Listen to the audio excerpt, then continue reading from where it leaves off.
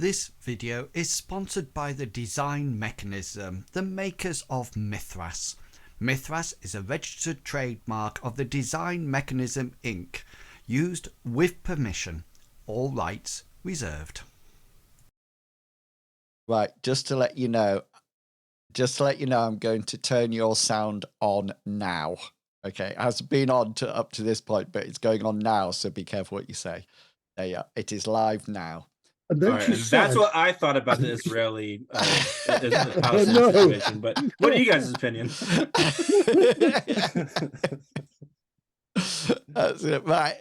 No, I'm moving everybody around as we speak. Welcome, everybody. It's lovely to have everyone here this week.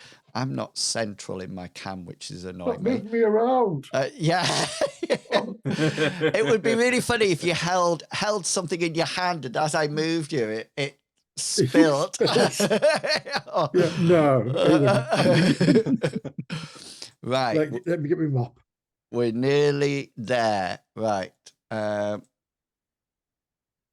just going to have to move. Right. Let me just ask a question to everybody. Jezebel Candlewick is in this adventure, yes? Yes.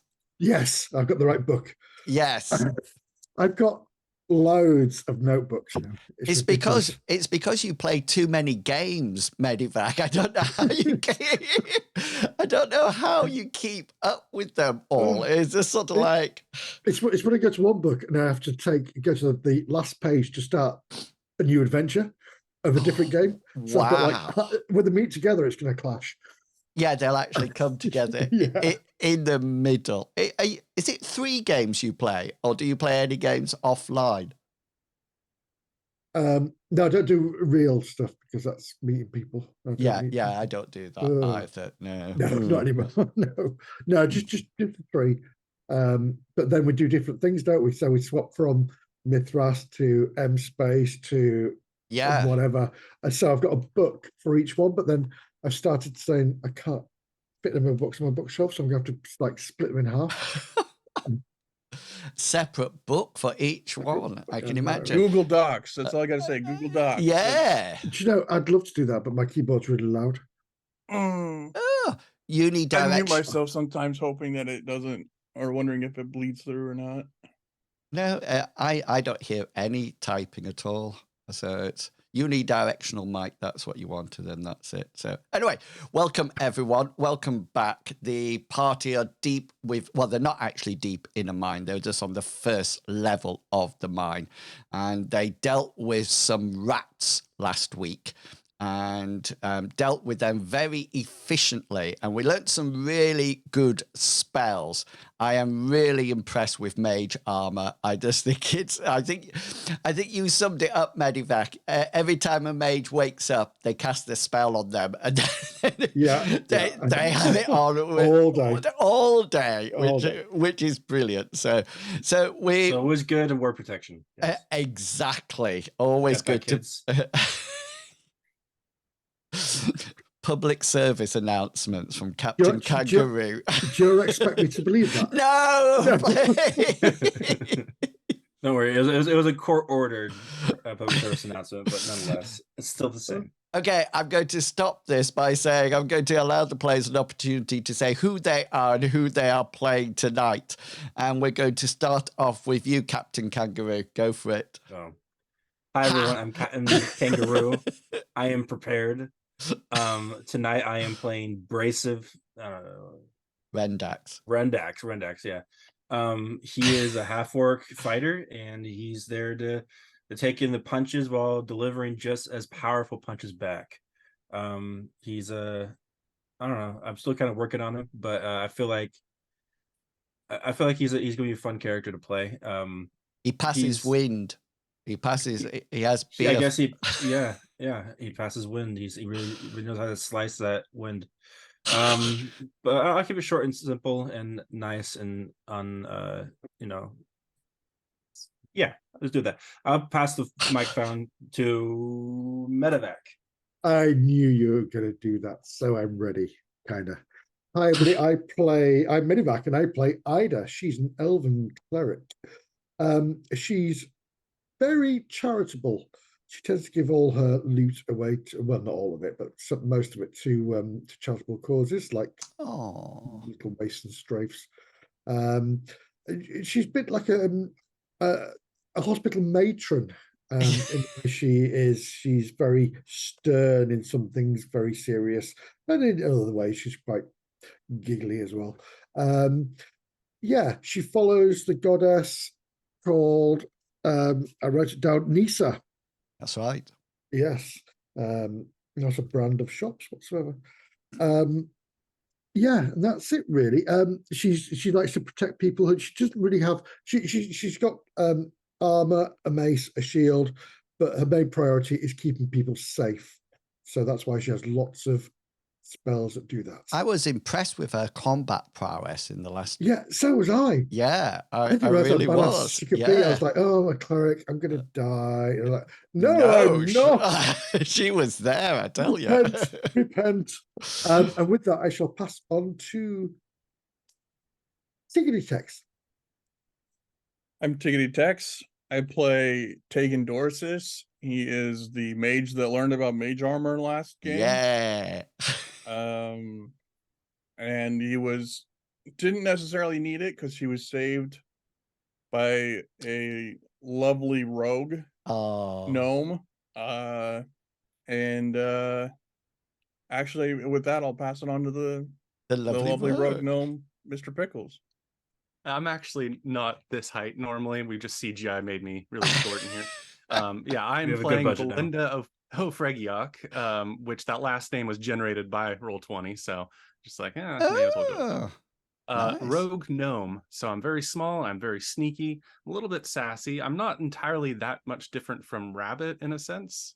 Similar kind of characters. Just one goes fast, one goes quiet. One trick pony. Can I play just a little bit slower? I never said I was a good role player. I'm just here because I have fun. Anyways, Belle, which is what her name is shortened down to, it uses a sharp sword. She has a sling so she can throw rocks from a distance. So she's sort of a ranged character here, except loading up that sling takes 3 actions. That's crazy. She's not really a big fighter, but she has a lot of skills that may come in handy. Very good at lockpicking, sneaking, knows a lot about mechanisms, which is more away from lockpicking specifically. If we run into any traps, I should know how to mess with them. And just as a final note, she loves metal, especially metal coins. Not necessarily holding on and hoarding money, but she likes coins. So before we let them go through our cleric to the poor and the needy, she likes to touch those metal coins because she's weird. And with that, I'd love to pass this on to our storyteller here. I like that, storyteller. That sounds good. You also hate goblins. Yes, I wanted to just say what I love because it's a lovely character, but yeah, she's a hater. Hates those goblins. It's always goblins. Yeah. Hey, tell me a story, Will. I think there might be a natural prejudice, like, reaching over to pretend like I'm thinking. Mr. Pickles. Can I also say that I was looking at a Pathfinder module on Roll20, and the reason it caught my eye is because your tokens on the front of it actually as part of the front cover, and I thought, that's where it's come from. So the party have accepted a challenge. The challenge is quite simple. They need to go into the mine and retrieve a small nugget or small item or coin of silver, unknown to the actual tavern people where the challenge was set. The party have recognized that the small piece of silver is not silver at all. It looks like it's something a lot more expensive and could be platinum. While they were resting through the night, another stranger came to their room and asked them to fulfill a secondary task, which was to retrieve a medivac. Answer the question. What do you need? Look at your notes. Come on. I had to unmute first. I had to unmute red mushrooms. Red mushrooms that are rumoured. And those are for a character that the party haven't met yet called Jezebel Candlewick. Yep. And that's where the name comes from. And then These mushrooms are rumored to have healing properties. They dispatched some 2 lonely wolves as they journeyed to the mine. And last adventure, they shall I just say, thank you for that resub. I'm not singing the song live on here. Ready for You need the right like tune for it, or what? Like what do you need for the song? I have a. So I was just sharing the stream, and I thought, oh, I need to do that. Click, and then I've logged off now. I have. Sorry. I have a backing track. Yeah, I have a cap, and halfway through it, because of how the song's written, I have to change key because it gets too high for me. But I actually say key change, and now every time it happens, the chat try to type in chat key change at the same time as I actually say it in the song. But because of the lag, it's really difficult. So anyway, that's what they were saying. So they dispatched a group of rats last week, and just to let anybody who's watching the stream now, this is what the characters are actually seeing. So this is Belle, what she can see. So they've got a torch, I think, which Ida the cleric has, and then the grey line around the outside of it, that is Belle's dark vision kicking in. The half orc also has dark vision, but the 2 elves, quite remarkably, because I was always used to them having dark vision or ultra vision, or I can see through walls vision, have normal sight but are very keen perception rolls, and that's there. And Tegan has his little wings on with the halo around, and that is his mage armor that is up, that I think gives you 4 points in each location. Yeah, fantastic. Amazing. And I must do 8 points damage in order to remove it. Not that I looked that up specially. Just the other thing, just to remind you, we had some issues about moving, etc., etc. So I've sorted that out. Remember, I was wrong about the intensity. The intensity of the spell does not change the casting time. The casting time is just normal, no matter what. You have 2 move actions that you can do. So you can do move, which is just a normal action, one of your 2 action points. So you can move as long as you are not engaged in combat. If you're not engaged in combat, melee combat, you can move, and you can move up to your base movement rate, and that is an action. If you actually if you engage with that movement, then you can then take a hit. You don't have to wait for another action. So you can combine it with a hit if you want. If you want to be really, really, really fast, like Rabbit, you can hustle. And this is when you can move 3 times your movement rate in an action, or sprint up to 5 times your movement rate.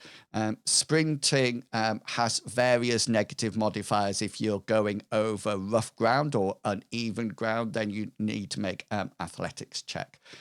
You can only hustle once in a combat round. Yeah. One can no, you can't do any other action in that turn if you hustle. So you can't hustle and then hit or anything like that. Apart from that, everything went well last week, so we're going to dive straight into it. I think where we left it is that you disposed of the rats. The rats are lying around. I think, Ida, you have picked up the torch again. Muted. Sorry, I was holding no. I'm still doing it. I'm holding no control to speak. Have you got the torch? It's a stone. Oh yes, it's light cast on it. Yeah. So that's you've got that, and yeah, we finished by saying that you can all see, I think, a little ramp here, up at the top. This is down to the south is the direction you came in. So we'll assume north is straight up. And if you remember, rats came from the east originally and then from the west as well. So they came in a pincer movement. Brasive and Belle, you can probably see a little bit more outside the light, which you can talk about if you wish. Yeah, so I will shut up and pass it over to you. Well, the first thing Ida's going to do is look over her friends and see if anybody's taken any injuries. Oh, nice. I believe you had already done that last time. You'd specifically helped the one person who got injured. Oh, yes. Was that you? You had cast the healing, and then you cast like a cure poison. Yeah. Oh, cool. Yes. It's all coming back to me. Back to me now. So, I'll give you a little gnome hug in thanks for helping me out. That's like, give my leg. I'll just pat you on the head in a gentle way. Nice. Remember, magic points have not refreshed, but luck points have. Ooh. Okay, yeah. So, Ida, yeah, everybody looks fit and healthy. There's a ramp over there. Now that we're all feeling good, maybe we can go explore up that ramp. Maybe there's some treasure. If you go, just be safe. Be cautious. Well, I thought we could all go. Maybe like we can have Big Axe friend here. You can just go down and follow the rails while Tegan and I perhaps can go up the ramp, and you can keep an eye out, Ida, for anybody coming up from any other ways. Do you think us separating in here is a good idea? Well, we wouldn't be separated. I could just throw a rock from the ramp up above. I believe we could see each other. If we're going to explore, we should go together. I think it's a little bit too. Those rats came from nowhere. If I was on my own, I'd be dead. Yeah, you would be, wouldn't you? I just don't think that ramp will hold one of us specifically, and then maybe one of us should go last if we're all going up the ramp. Right. Would you like to move over to the ramp? If I can manipulate them over, I'd love to be like slowly shifting in that direction. Okay. So Ida's got the light at the moment. So Tegan, remember to keep close to Ida, otherwise you'll be plunged into darkness. Brasive, are you going to? Oh, you're moving up as well. So Belle, are you off up the ramp? Yeah, if they're following, I might give like a pensive look back to see if Tegan is following us as well, because I like having a wizard near me. Yeah, I'll go up the ramp. Okay, so you can move yourself up. Yep. I'm going to literally share light when you move.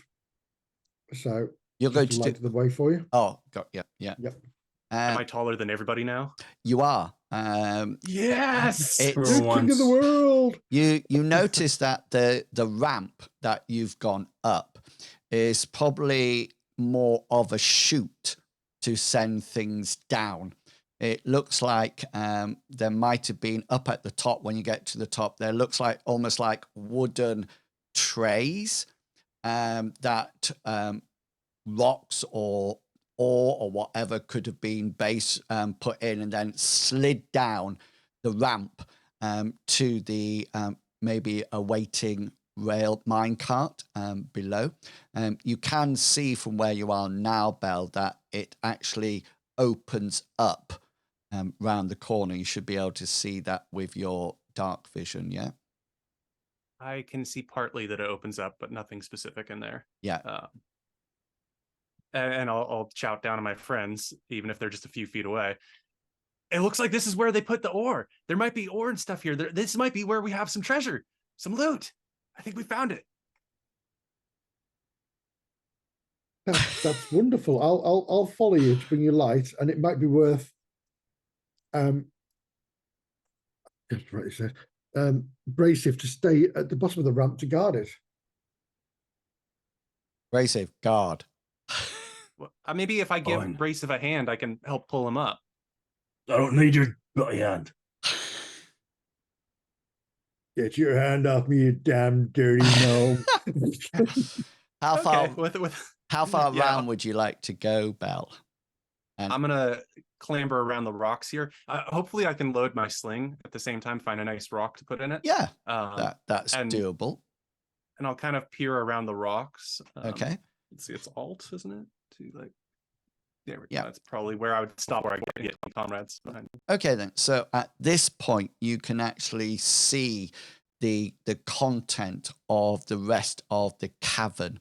It definitely looks like it's a cavern. It looks like it's probably an early stage of the mine. But you notice that there's no sign of any ore in any of the alcoves at all. But what you do notice is that there appears to be a number of bones scattered around this area.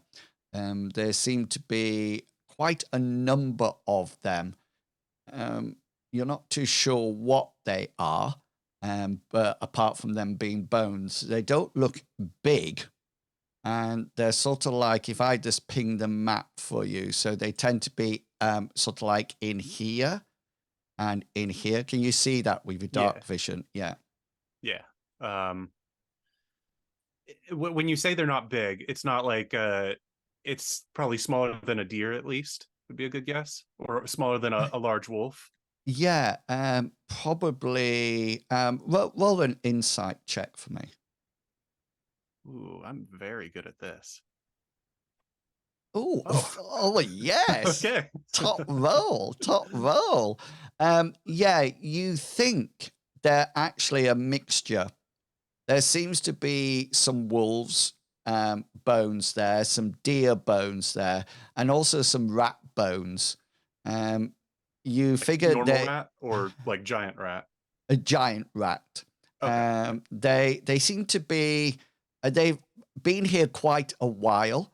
Obviously, there's no fungal spores on them or anything like that, and they just seem to be tossed into both areas. It's almost like somebody's stood here and almost like emptied a bucket, if that makes sense, and just sort of like shoved it in.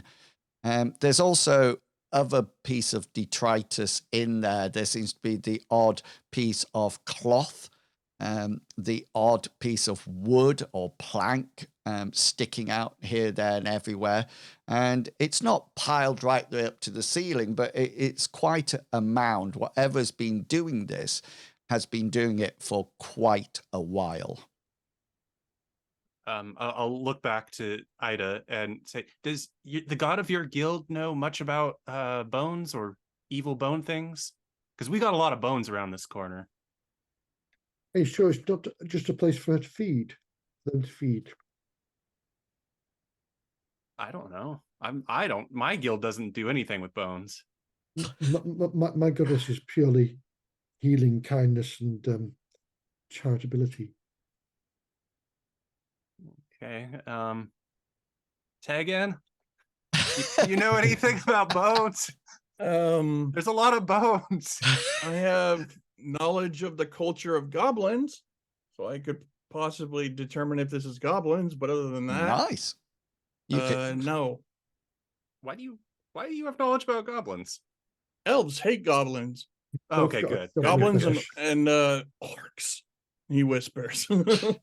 It seems that everybody in this campaign hates goblins. I just wanted to make sure that Tegan didn't like spend a few summers like engaging with a the goblin culture. camp. Yeah, I went to a goblin camp. It was like theater camp, but with goblins. Yeah. You do know you do notice God's that first and last love there. he's slightly smaller than the average elf. Tegan is just like I didn't roll for that. I should have. Tegan, you can go up and have a look if you wish. Sure. I'll shift around to provide more light. Yeah, go for it if you decide. I'm going to keep an eye on Brasive now that they're looking at the bones. I don't want Brasive wandering off. Oh, in fact, that's the point. Brasive needs to be in the light as well. There you go. No, he's happy with his dark vision. He can be out of the light. Yeah. So Stay out of the light. he can still see where he is, because I can see that he's All right. So you want me to roll culture goblin? Yeah, that'd be a perfect skill. Uh-oh. Oh, wow. 33, 44, critical roll. Okay, so I'm going to give you some extra special information, Tegan.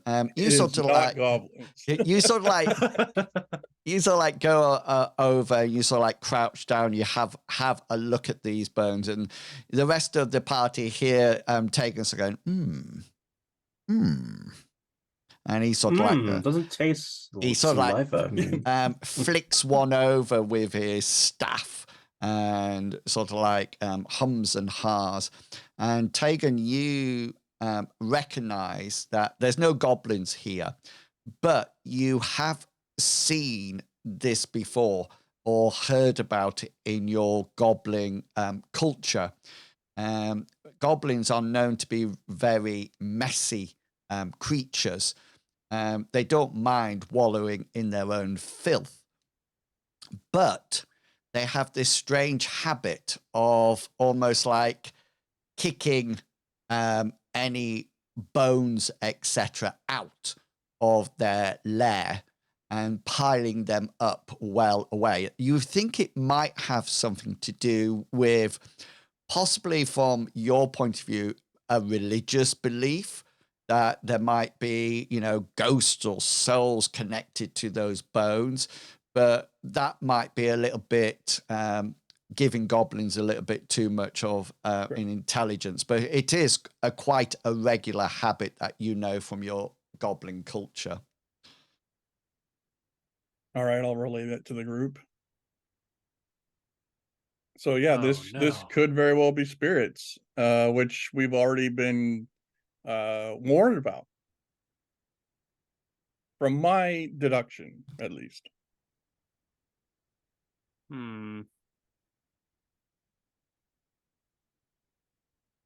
Well, you girls done putting makeup on up there? We still have a little bit more makeup to put on. Thanks, Bracey.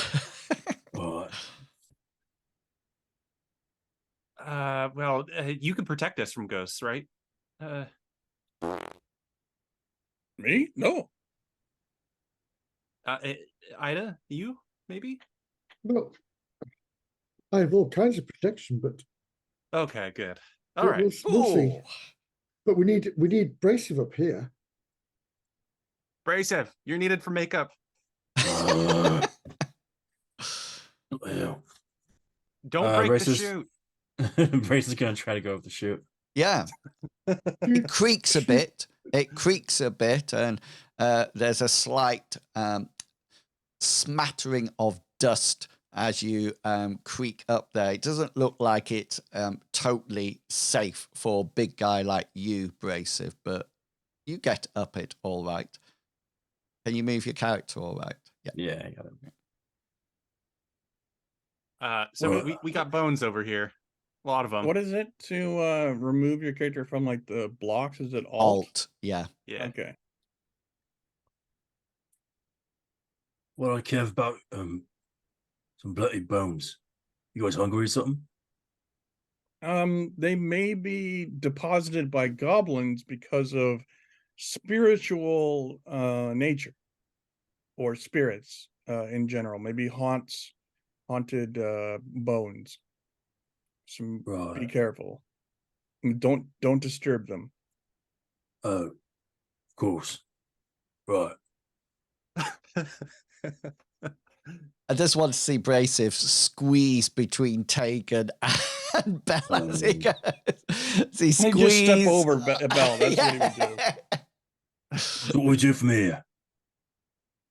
We're going or what? I imagine there's no real...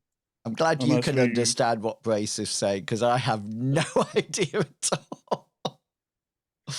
As a studier of both goblins and orcs, I do know the language of orcs. So fantastic. He's half orc, so I know half of what he says. Nice. Yeah, I believe we should continue. Yes, Belle? Should we continue? That's what we were trying to decide, whether it's safe to continue in this direction or wise to continue. We don't want to fight against something that we don't need to fight. We just are here for the loot. It's And safe wherever I am. You got that little rabbit? What did he say, Tegan? It's safe wherever I am. He's just saying it louder at me.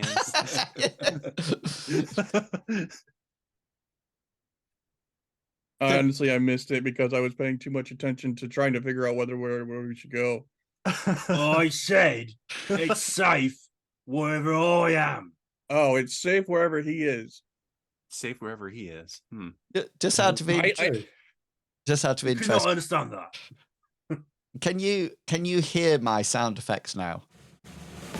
Now I can. Yes. Yes. Yeah. Because beforehand, when Brasive was in the dark, I went like that.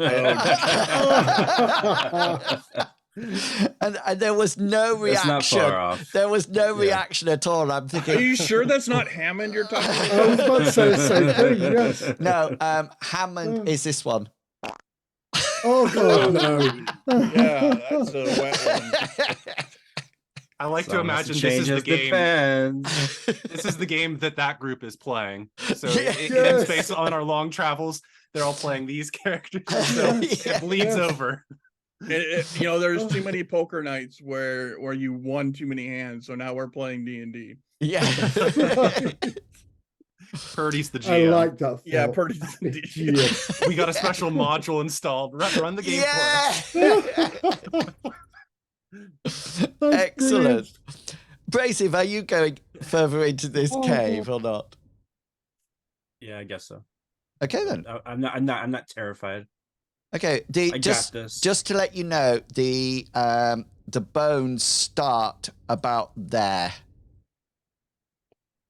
Are these explosive traps? What do they do? Just not Yeah. to make the elves and the gnomes all angry. He's going to try to be particular in his steps, so he's not. What about the other side? What about the down path? Is there anything down there? So down here at the moment, let me just see, because I'm still on. Belle, you can actually see down there, I think, can't you? Yeah, a little bit further than the light, I can see. Yeah. It looks like it kind of dead ends a little bit. It does. It's completely a dead end down there. Well, Brasive is going to step over the gnome. Yeah. And start walking this direction. Yeah. So you sort of like start to see the pile of bones. You notice that down here, it's actually a dead end. Mm-hmm. And up here, you can also see ends in rubble. This one looks like it's been mined to a dead end, if that makes sense. Mm-hmm. The one up at the top looks like there's been like a landslide or something like that. If you start stepping through the bones, you'll be able to see what that top one is like. Can you see it now? Yeah. So yeah, it looks like a cave in some sort. So yeah. So, but it's completely different to this one here. So that might have gone further. It might still go further. You're not too sure, but at the moment, it looks like there's a bit of a cave-in happening there. The rocks seem too large for me to even consider moving. There seems to be a whole load of them. And from where you are now, it doesn't look like they've just recently fallen. You notice that there's bones piled up on them as well. So it looks like it's probably caved in or been blocked off for some time. You made me come all the way up here just so that I can look at some bloody rocks.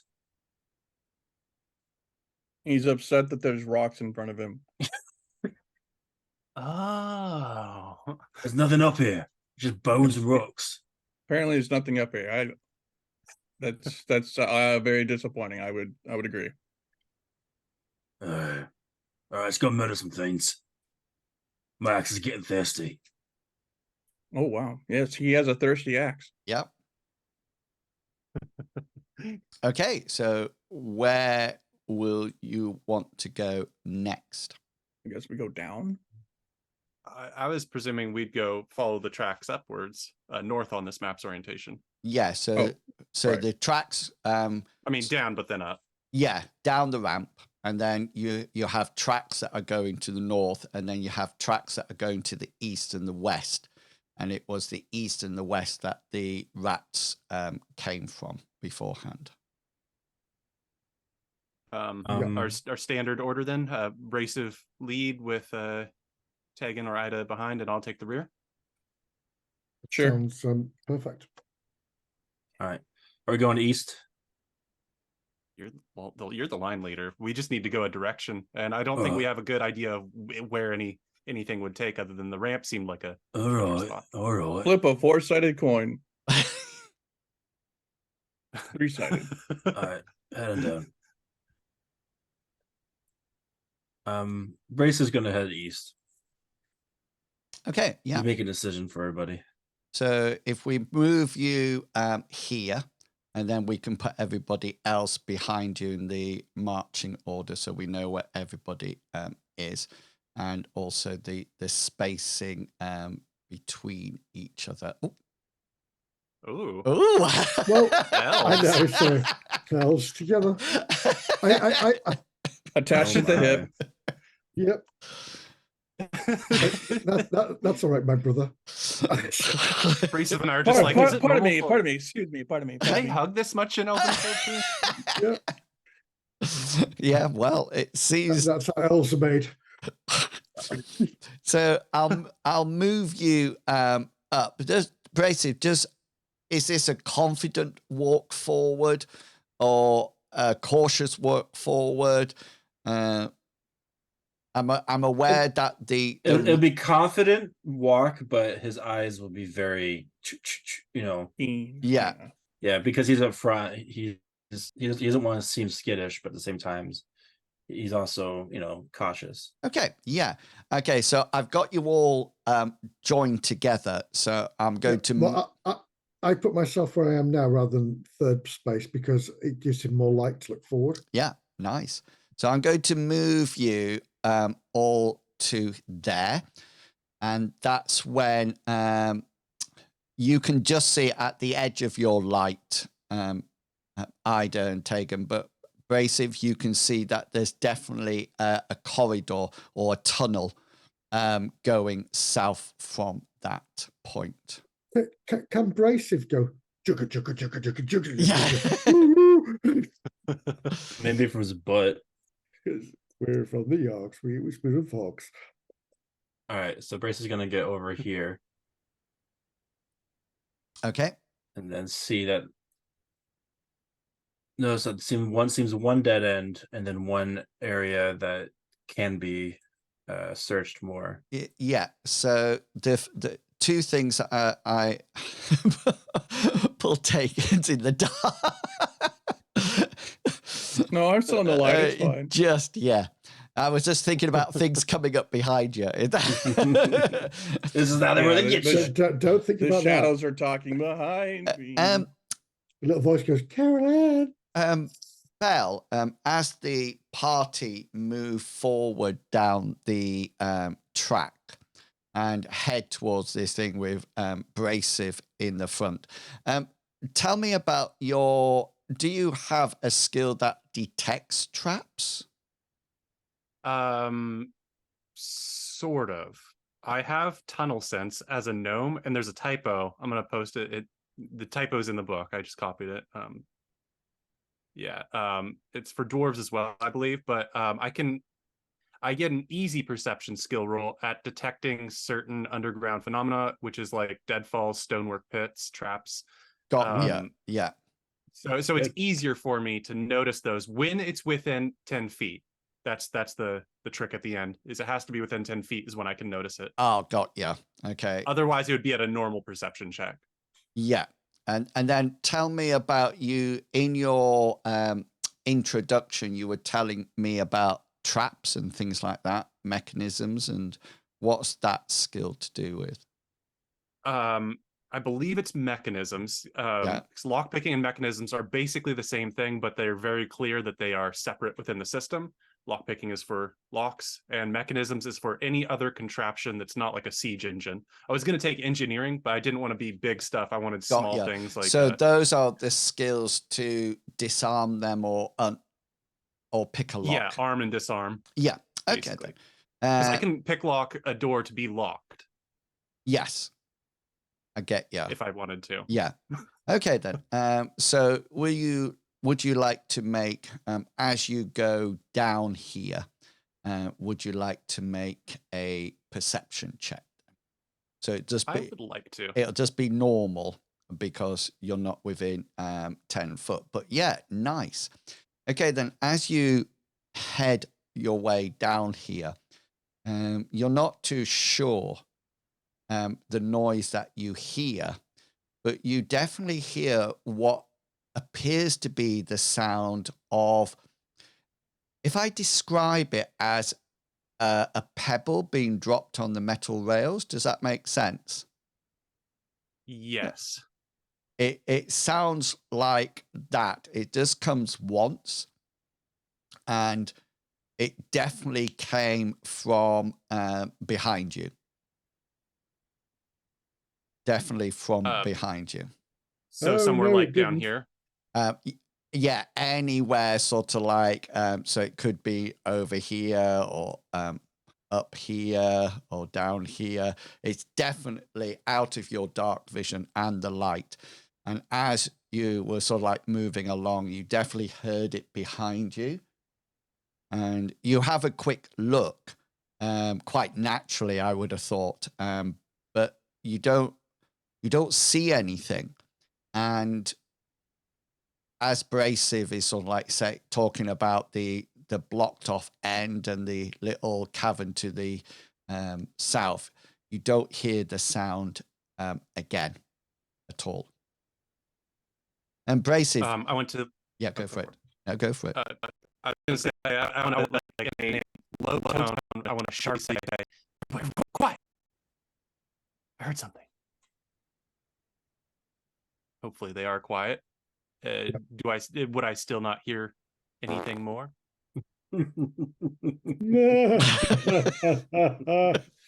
That's not going to get abrasive. And Ida, you're right behind him at this point. I'm just like, it is wolf. Well, luckily, as Belle says that, I'm going to move over here to shed some light on it. Yeah, we need more light over here. Away from there. Can I just say that I'm very pleased you're not carrying a torch. Yes. or like hanging a low-hanging lantern. Yeah. A lot of natural gas deposits down here. Yeah, you sort of like come to the rear, and everybody is quiet for that moment, and the light sort of like spreads out, Belle, sort of like extending into your dark vision, but there seems to be nothing moving. And what's more peculiar is that you don't hear that sound again. You're all sort of like very quiet, but it's quite unnerving. It wasn't metal on metal, Belle. It could have been a stone falling from the ceiling. We've disturbed quite a lot in here. Maybe it's just a loose piece of something falling down. I'm just making a note of that. When I mean that was my first thought too, is something with the ceiling, a loose bit of the ceiling. But Belle's going to take a risk and move out to the edge of the light, and to see cautiously, of course, with her sling in one hand and her blade in the other. I want to see if I can see or hear anything else by going out there a little bit. Okay, then. So the rest of the party are quiet. So roll your perception for me.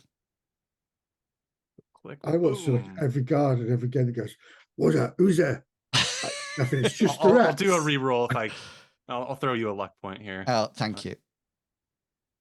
Yes. Oh, Ooh, nice. nice. Yeah, Very nice. you don't hear a single sound. Apart from the sound of silence. You don't What you see doing, Robert? You don't see anything or anything. Come on, let's go. To not let you die, Abrasive.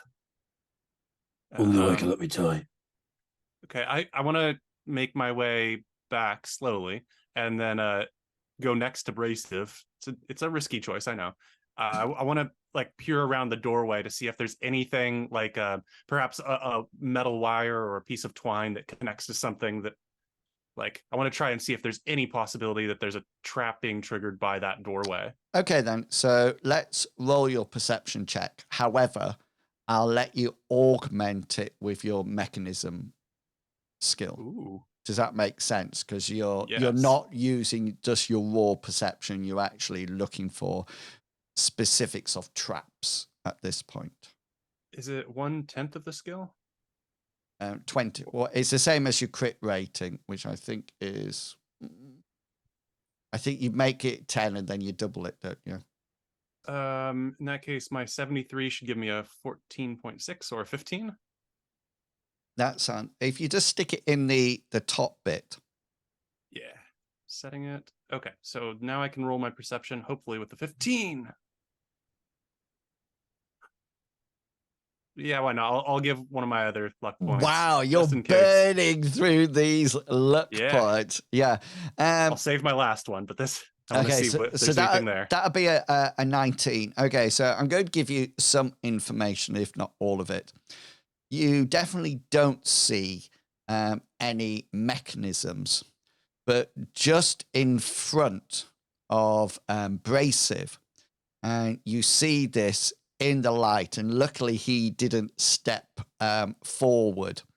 You can actually see in this bottom chamber. This bottom chamber seems to have quite a layer of like soil or sand or something like this. You think it's probably the nest of the giant rats. That's what you think this is probably is. And it gradually sort of like builds up on a gradient as it goes into the rest of the cavern. But there's something that catches your eye straight away, because as well as the little claw marks of the rats, you notice one very clear barefooted footprint that definitely looks goblin size. So the rest of the group sees Belle just like looking and peering, and then you guys, okay, I don't think there's any traps and we're all safe, but we're also not safe. I see in there goblin feet tracks. Come over here with the light. With the light, I'll show you all. Point it out. Ida's going to walk over. Yeah. Al, point it out. Are you Right. do you like goblins, Ida? Ida doesn't have any particular like or dislike for them because they're creatures. Yeah. They're intelligent, but they're also very destructive. But okay, if they bother her, she will bother them. So if they keep themselves to themselves, yeah, she's fine. So you don't have any passions or skills like Tegan does about goblin culture? No. So to you, it looks very much like a bare footprint of maybe a early teenage child or something like that. There's only one of them, and you can see it. And it's literally a one-legged child. Yeah, it looks quite weird because it's sort of like there's only one of them. But the other thing is, roll your insight, Ida. Yeah. So insightful. So yeah, and your sort of like insightfulness also brings another piece of information about the footprint. It's facing as if it comes out of the cavern. Oh, does that make sense? It does indeed. Yeah, yeah. I'll mention that if Belle or Tegan or Brace haven't noticed Tegan. Tegan, sorry. It's fine. When your name is Tiggity, it's fine. What I just need to say? name a character Tegan. Tig. That's Doctor Who. That's why everybody thinks Tegan's a girl. Because they call her Tegan. And he looks like one. So. Yeah. So yes, Ida, you notice this. Yeah, I'll pass that information forward. And not that any of you would have probably noticed this, or maybe you have, that footprint is coming out of the hole. Out of the hole, and there's only Why one. are you all so worried about bloody goblins? Aren't you a goblin? He points at the little girl next to him. Belle. Oh, it's all going off now. I'm not a goblin. Usually it's green skin, not You're green small hair. and greenish, aren't you? No, that's just the hair dye I use. And it always gets on my skin a little bit. Does that make you a big goblin? No, I'm not a goblin. I don't know. To be fair, I can see where they cut her ears down. Oh! But I'm not a goblin. I'm a no. Oh, poor Belle. I'm a real boy. If anybody's watching the stream and you want to support the new Belle Fund, Be Nice to Belle Fund, feel free to donate bits to the worthy cause. The other thing that you notice, Ida, there is can you see the boulder at the end? Here. Is there like two small little feet protruding out? Like like in the Wizard of Oz. Wizard of Oz. I can't see the boulder because there's a man running away for it with a cowboy hat and whip. That seems to be a massive boulder. It doesn't look like the cave-in that Brasive saw beforehand. It looks like before the cave-in looked like it could have been actually being a cave-in. This looks like it's deliberately been blocked off. So it's been wedged in place. Boulder. Yeah, so there is more than one boulder there, but I just wanted to give the difference between the cave-in and this one that is definitely. So if you see anything like this again, you know it's been blocked on purpose. Well, the other little rocks are when could have been a natural cave-in. Gotcha. Brasive, the rest of this room, you can see that there's various detritus, bits of material, bits of vegetation. There's quite a strong smell of rat coming from here. You do notice that it curves. Can you see that with your dark vision? It looks like it branches off. You can't see from there what happens around that corner. The footprint is here. And just to let everybody know, it is, I'm going to try to, so it's facing that way. Does that make sense? Mm-hmm. Yep. Yeah. It's facing that way. And luckily, you stopped there because one more step, you would have removed it. Do you wish to go in and search? I'm not really scared of any rats, but it's really dirty in there, and I don't want to get my boots dirty. So, well, we must find out where it came from. Oh, what's the saying? There's more where that came from. Stay to the left of the cave, and just as you go in, just stay to the left, and then I'll provide light as you go in. But look for more of those footprints. Fine. You see Brasive there going with his Thinking which one's left. Oh yeah, that's the one.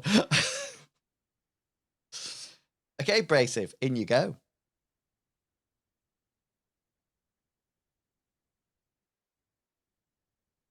So you notice that, so you can stop there. You'll be able to see that at that point. So you do notice that the cavern opens out. And if you just go, I think, one more step forward, you'll be able to see it clearly, Brasive. It just seems, can you see the end of it now? I don't know about at the end, but pretty close. Yeah, so this is the end here. Okay. So you notice that the amount of detritus actually builds as it goes through. And this cavern here that you're seeing with your dark vision, it's almost like half full of stuff. You're not too sure what it is, but it definitely looks like this was the nest for the giant rats. The other thing that I just need you to do for me, please, I just need you to roll an athletics check. It's just a little bit uneven in here. I just want to make sure you keep your footing.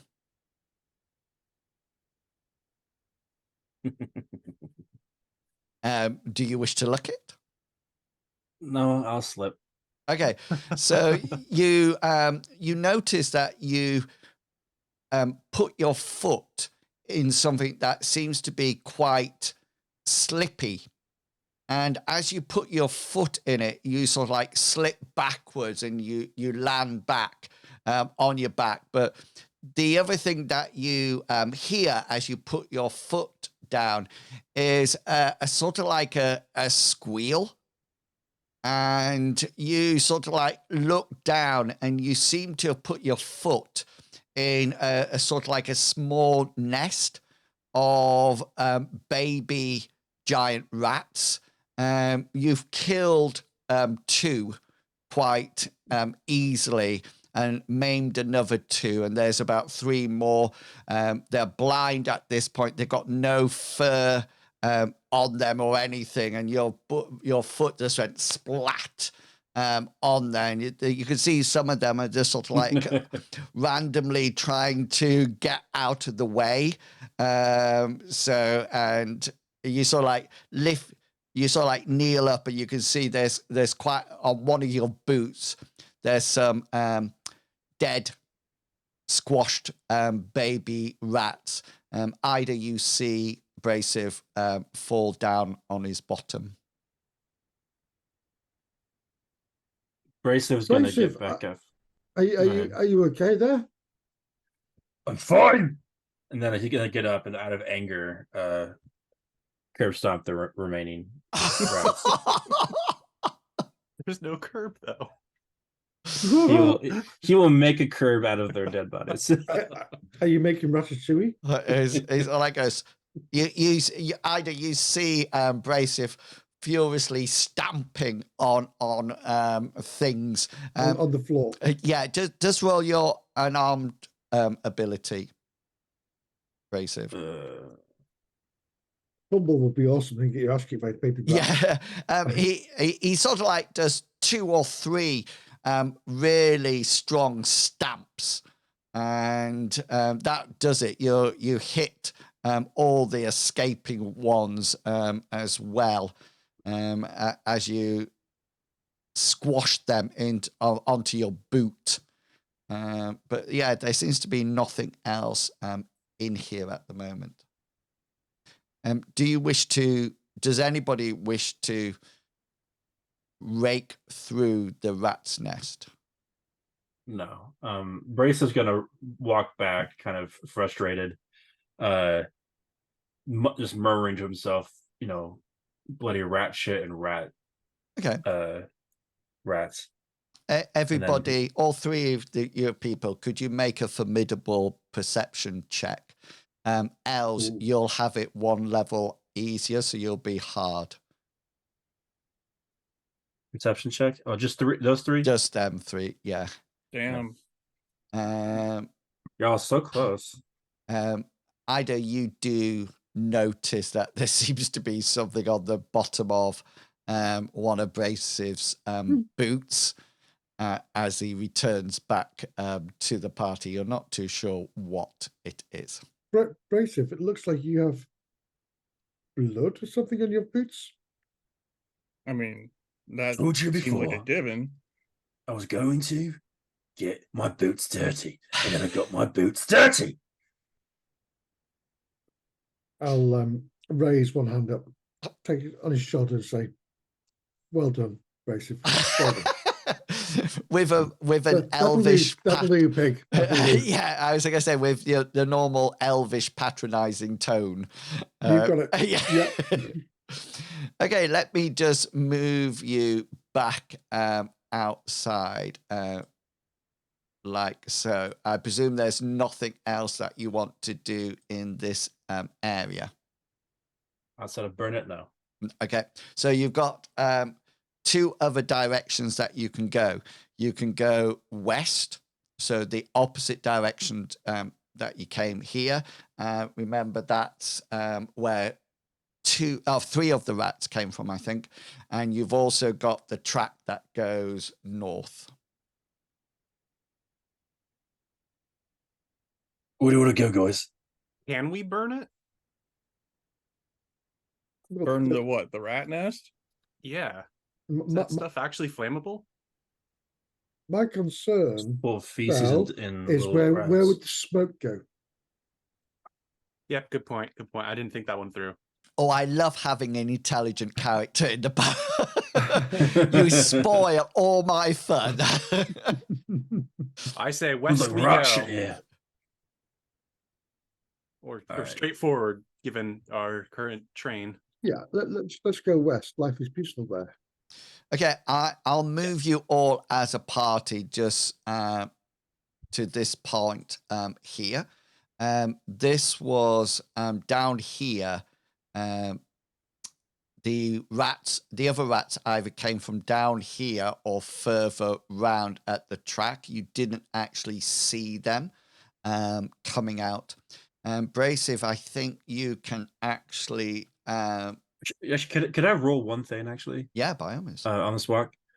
Could I roll track to see if I notice any track of the goblins? Yeah, by all means.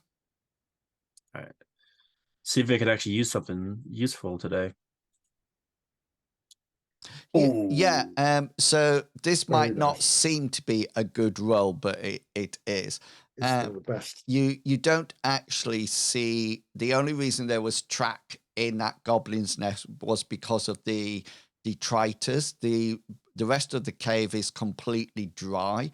There's no dust or anything like that. It also, you haven't noticed any little pit marks when something's maybe fallen from the ceiling or landed or anything like that. So the whole mine at this point seems quite stable and empty, apart from that rat's nest and the bones that you've been seeing. Just to let you know, this brace, if you can see down to the end, this is actually a dead end. It's actually a mined area, so it was mined and then stopped. This is like goes up to another level, but hasn't got the chute on it that the other one did, and then the corridor carries on, or the mine shaft seems to carry on. This seems to be a tunnel heading off, and then the track seems to go in the same direction. I'll go to the tunnel to the far left. Okay, then. Do you want to move yourself to where you want to be? Right there. Okay. Then everyone can decide where they want to be as they see it. Literally falling behind him with the light. If he goes out light, then he can't see anything. I have a special ability to climb your surfaces. Oh, nice. And I was hoping that you said over here is similar to the elevation of the chute based one, but without a chute. Yeah. I'd like to test my hand at climbing. Nice. Here is my ability of climb walls. I get that for being a rogue. It just makes it so my athletics roll is 1. I can ignore 1 difficulty grade. Okay. So if it's hard, I think I can make it easier, but I can't make it easy. Oh, you can't drop it below standard. Yeah, I can ignore 1 difficulty grade if there is one. Oh, I see. So yeah. Anyways, this is my athletics roll then. Oh, that's interesting that you wear armor and it's not, it doesn't affect your basic movement. I've just read that. In addition, armor penalty to base when climbing will be ignored. That's nice. And I have light armor. I don't have heavy armor. Yeah. Go for it. Yeah. Well, you're climbing then. Or you're athletic. Yeah. Well, Brasive and Ida are probably looking the other way. What is Tegan doing? Are you in the light or the dark at the moment? I'm in the light. Okay. So whose light? Which light are you in? I'm right next to Ida. Yeah. Ida has the light. So on my map, you're not next to Ida at all. Oh, really? Okay. Oh. Okay, so there's some lag going on. Yeah, I see them all right next to each other. Yeah. Okay. So on the stream, you're actually you just jumped then when I clicked on your token. When I clicked on your token, you jumped forward, and then that's it. That's cool then. That was weird. I thought you were just sulking in the darkness at the back. If I was the one that fell in a rat's nest, for sure that would have been me. Yeah. No one's touching my hair all day. What's going on? You sort of like try your best to shimmy up this onto the platform. Tegan, just roll your perception check for me, please. Yeah. Wow, 65. Yeah, you notice that Belle sort of like stumbles and slips a bit, but then regains her footing and to get up to the top. So you saw that. Ida and Brace, if you're busy in the front.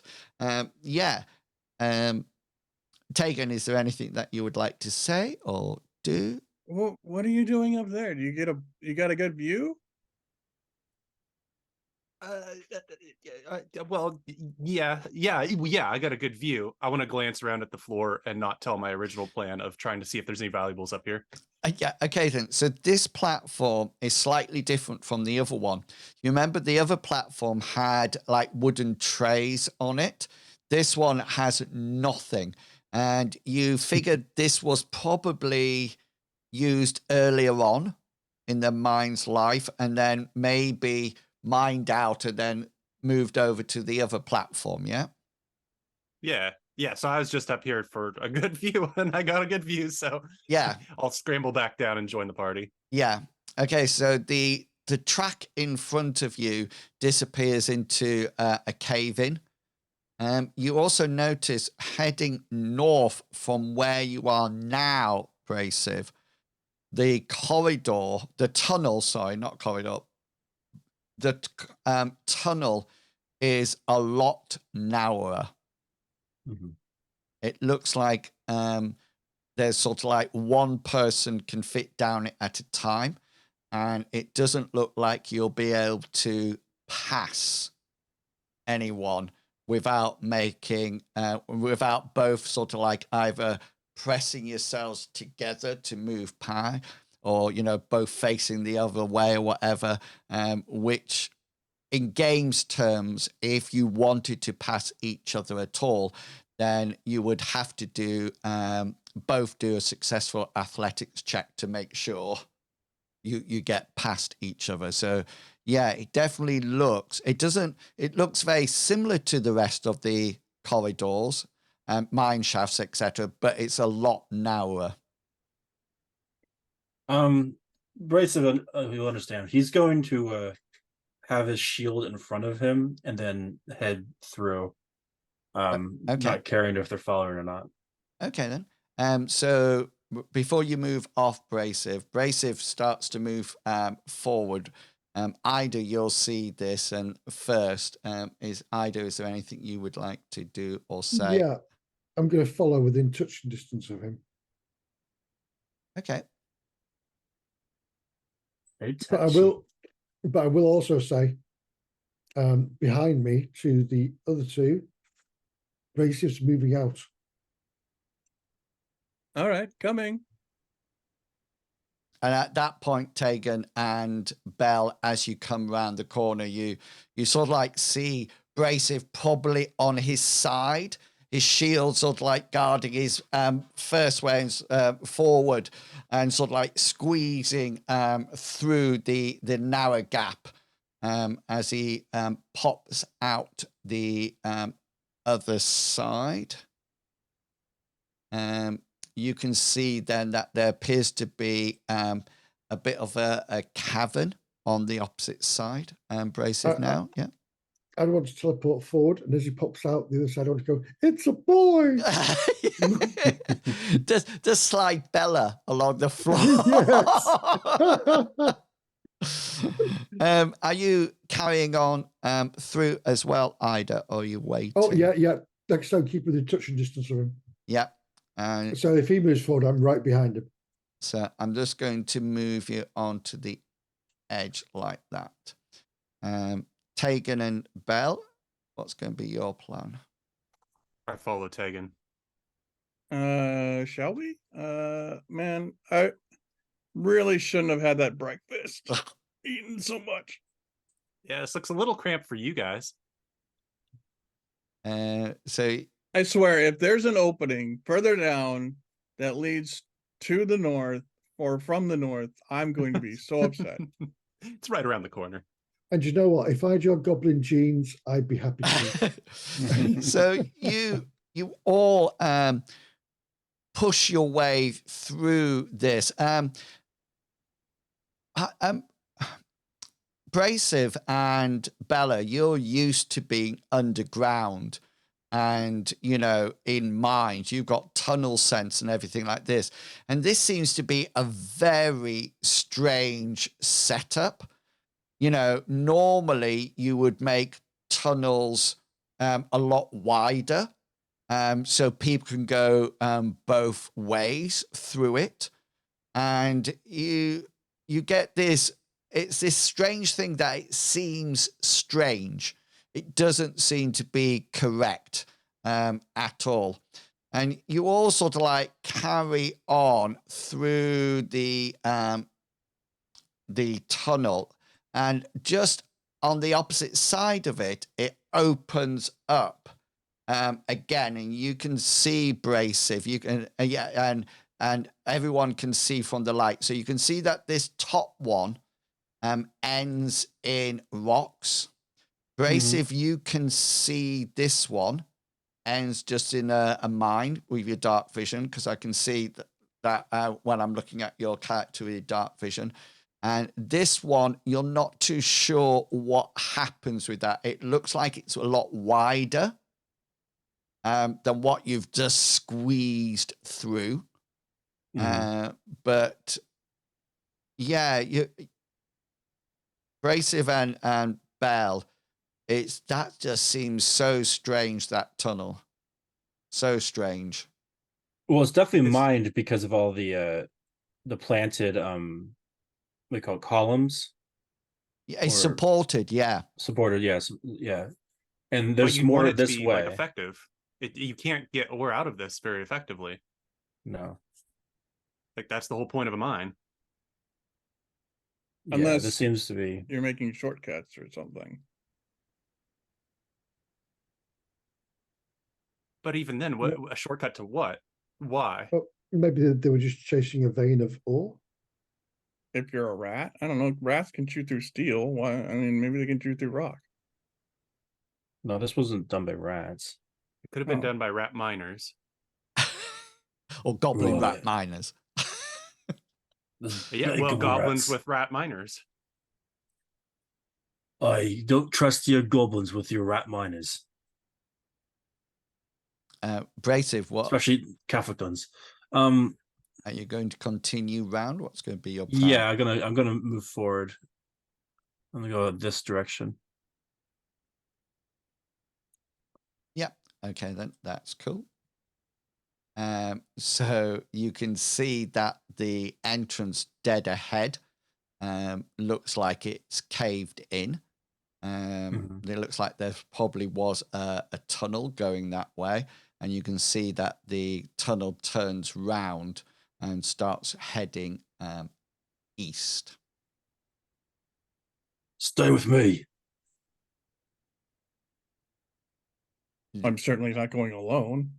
Do you wish to continue down this corridor? Yeah. Okay then. It's adding up. It's all adding up now. So just as you go around Ida's on top of Ida's a Ida. feisty cleric. Ida, are you underneath abrasive there? No, Ta-da. next to him. Ta-da. They look like they're just touching slightly on my end. On my end, abrasive was actually completely on top of Ida. Tegan, you look like you called it earlier on, because this looks like the track that went north before.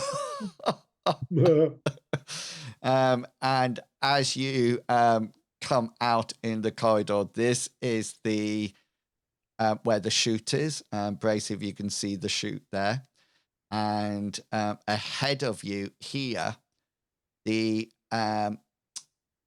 train tracks run into what appears to be some kind of lift.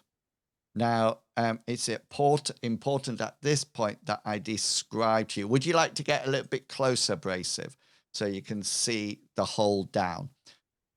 And then I can give you, and then that would be probably be a good time then to take our break once I describe this to you. Okay, then. So what you see, Brasive, is a wooden cage that you would normally see to lower down to a next level. There's no gate on it at all. There is a rope that goes from the top of the cage over a pulley. But the strange thing that you notice is that there seems to be like planks of wood holding the cage at this level. And you suddenly realize why this is. It looks like planks or bits of wood have been slid underneath the cage to keep it at this level. And you suddenly realize why, because there's a bit of a shaft going down the left-hand side, and the rope just frays off to nothing at all. However, what you do notice is that there appears to be a wooden ladder. And the ladder seems to be it's not done a good job at all. It seems to be pinned to the wall by spikes underneath each sort of every alternative rung, if that makes sense. So it's not pushed into the wall. It just seems to be hanging on these spikes. You can also see that it goes down, and there seems to be about a 15 to 20 foot drop into darkness. There seems to be another tunnel entrance down there, but apart from that, there's no light coming from there at all. So, yeah, so it looks like there's definitely a way down to level 2, but the cage appears to be out of action, and that's it. Okay, so let's take our break there while you think about how you're going to get down. I'm hoping, is there a feather fall spell in this game? Yeah, but I don't have it. Oh, that would have been so good. That would have been perfect. Yeah, anyway, we'll take a 15-minute break there. So we'll be back at 1:45. And so go off, grab something to eat, grab something to drink, and we'll be back at 1:45 and we'll see what happens. How do the party get down to the second level? And more importantly, what do they find down there? We'll be back in 50 minutes if I can find my cursor. Bob, yeah, it just says Bob did this. Yeah, and also in the back of the companion is all my links to my YouTube and everything. Your island and stuff as well. Oh, yes. Yes. I have my island as well. So I was thinking, when I die, my name will live on. Whatever, won't it? On many police records. And yeah, we are live. Thanks for that. Sorry. Okay, welcome back, everyone. The party's just about to, well, hopefully, safely go down a mine shaft. So I bet you've all been thinking, how are you going to do this? So, yeah, do you need any more information about the shaft? Yes. I think that Belle, you should give it a look and check if it's sturdy. Couldn't stop me if you tried. I want to go and examine this elevator. I want to try and run the mental math perhaps to see, will this pulley maintain? Does it seem appropriate for weight? And like test it out with my little gnome feet if I have to. So imagine that if you imagine sort of like the flat part of the tunnel going into the cage, does that make sense? So the cage has been artificially lifted above that and planks of wood slid underneath it. So the cage is actually being held up by these planks of wood. The rope on the top of the cage, 4 corners, goes up, comes to a point, then goes over the top pulley. But then as you carry on looking up the rope, it does frays off into nothing. So if you remove the planks, the cage... It'd be the fastest elevator in the world. Yes. There is the rope that could have been used to lower things down or anything like that. That is totally gone. But there is this ladder. And it looks like it's almost like a series of like 5-foot ladders or 10-foot ladders, 2 of them. And the ladder is not put into the wall. Okay, so they've put like a spike underneath the rung. So it's like hanging. No. Like a picture. I know what you mean. Oh, crap. It looks like, it looks absolutely fine for gnomes and goblins, you would have thought. Yeah. I want to like go up and examine for a moment and then say to everybody, yeah, this is not sound transportation for going down and up. I give it a gnome rating of failure. It will not work. I'm going to take my 600-foot rope out of my backpack. Well, the only way down is to climb, I guess. These ladders seem pretty nice. And they even have the bonus is if you slip, you can just grab the spike, maybe? Well, probably. No. How far does the spike stick out generally? Is it like an inch or 2, or is it just like flush with the ladder? Yeah, so it goes in the wall and then it comes out the rungs. It's got like a knob on the end, doesn't it? Yeah, and then it's like a massive pin. And then so there's about 2.5 centimeters, about an inch a bit, and then the flat end that's been hammered to put it into the wall. Okay, that's so there's nothing that you could like grab onto if you slipped, or there's nothing you could get snagged on if you fell. So if you slipped, you could grab onto the ladder itself, the rungs. You could try to grab a hold of the ladder, but there's nothing saying that you might grab onto the ladder and the whole ladder might come away from the wall. And yes, it's a very good point that you made. You could accidentally fall and then all of a sudden find that your clothing gets snagged onto one of these jutting out pins, and you're just hanging there. Okay. Well, I mean, there's only one way to go, and I feel like maybe I should be the one to go first, because I can smell you all sweating over there. Your panic sweats. Yeah. Go ahead. Okay. Give me 1 second, please. Just as Ida pours through her spells, Belle, you suddenly get a whiff of a very familiar smell coming from down below. It's Brave. it's that unmistakable smell of a cave full of goblins. Goblins? Yeah, there's definitely that smell.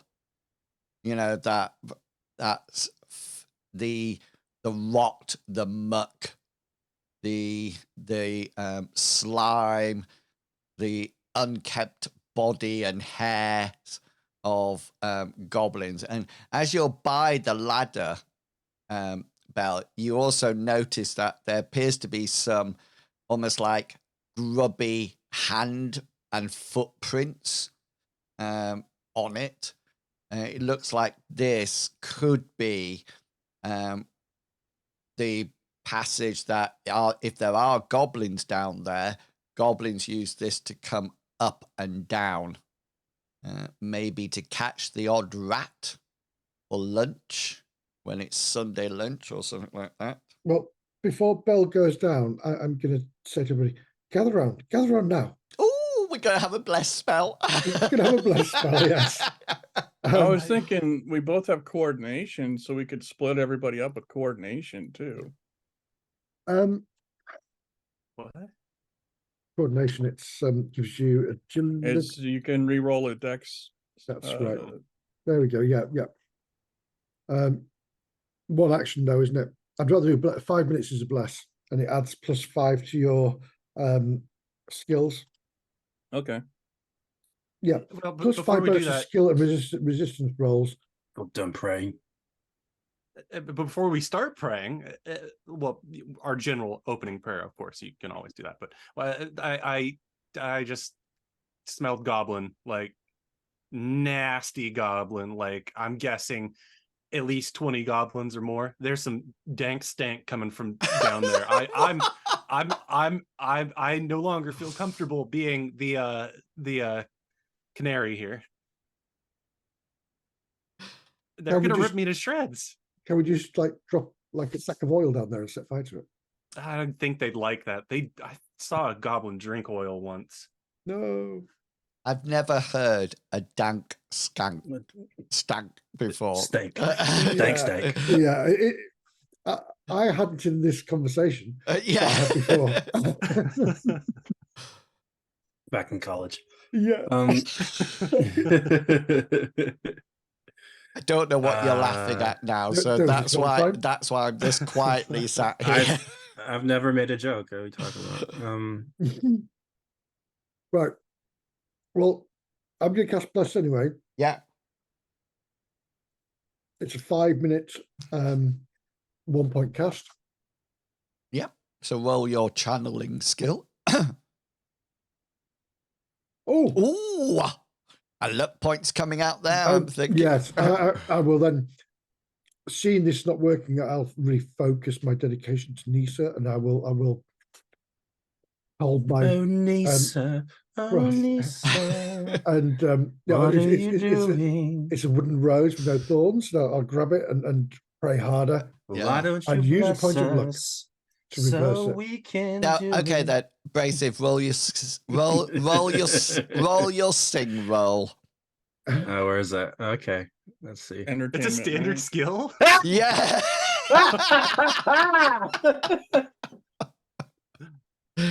Carry on. Duet. No, I Abrasive nearly got a crit on his roll. It's amazing. It's just personifying reality. Yeah. Ida starts to sing in totally the wrong key to harmonize. So yeah, Belle. So is that plus 5% to any skill roll? Is that what it is? That's right. Resistance and skill rolls. Yeah. Okay then. So yeah, so you've got a bit of an issue. Belle would be a good choice to go down first, although if you send Brasive down first, you then know it will hold everybody else if he gets down already safely. But the other big question is, Belle can smell goblins from down below. Is it a case Belle should wash down below?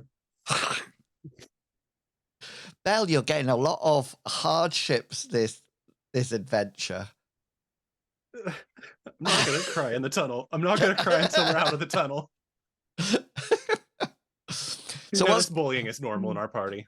Ida, did you have some rope in your backpack? Oh no. Okay. Well, since the rope is already frayed, I've got a 10-foot pole. I wonder where you're keeping it. No, stop. Yeah, I just, with encumbrance ratings and whatnot. No, the frayed. I'm going to have to apologize to chat. I'm wearing a hat. The hat's we can take the frayed rope from the elevator, unattach it, attach it to me, and then as I climb down, they can all hold on to me. And if please do this, yeah. But that's gonna be like what, 7 feet of rope? I was going to say, Brasive. I was going to point this out. It goes from the elevator up to the turny roundy thingy and frays off. Yeah, I thought maybe it was a little longer. Yeah. Well, even if it's 20 feet, I don't know. That's the size of your sex tape. Do you want to know the other thing that I would love to happen is that you're all rolling your brawn skill as Brasive goes down, and you all fail it one after another, and then go forward. That would be classic. I can see my house from here. So, well, Belle, what's going to be? Are you going to brave the descent? Well, yeah, definitely after Brasive. Fine, you got a big Brasive. guy. I believe in you, and if goblins are definitely waiting down there to rip us to shreds, your axe was your axe hungry or thirsty? Which one was it? Thirsty. Thirsty. Okay, thirsty. Yeah. So he's a thirsty big boy. He's ready to go. Yeah. But see, my blade isn't thirsty at all. This sling is just a sling. It doesn't do what your axe does. That's why you need to go down first. You've got this. You're way bigger than I am. You'll save the elves and kill all the goblins, right? Yeah. That's why you got to go down. Yeah. Okay. And Belle will be one ladder behind you. All right. So, Brasive, you're going to have to sheathe your weapons, obviously, to climb down here. So, if there is any combat down at the bottom, it would take you an action to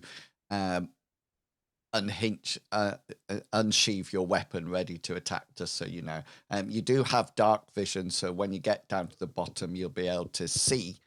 But are you planning on heading down? Yeah. Okay, then. So there's 2 ladders. So you make 2 athletics checks. Okay. As you go down, if you just fall from the second one, then that's fine. If you fail an athletics check, you drop. Okay. That you can't hold on. However, there is something else.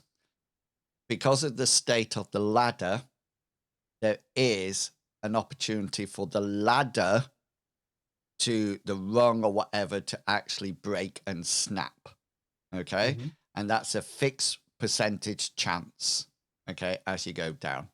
So yeah, Brasive, you're up at the top.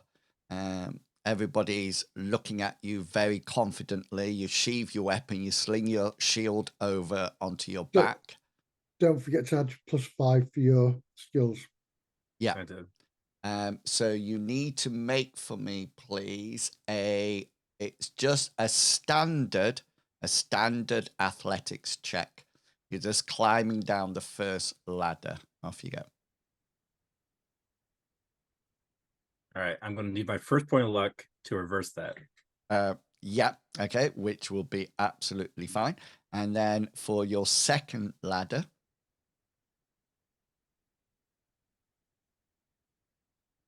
and my second point of luck to re-roll that. Okay. We're good at ladders. Oh. No, that's fine, because he has... Have you added +5 to your skill already or not? Augment. Yeah. All right.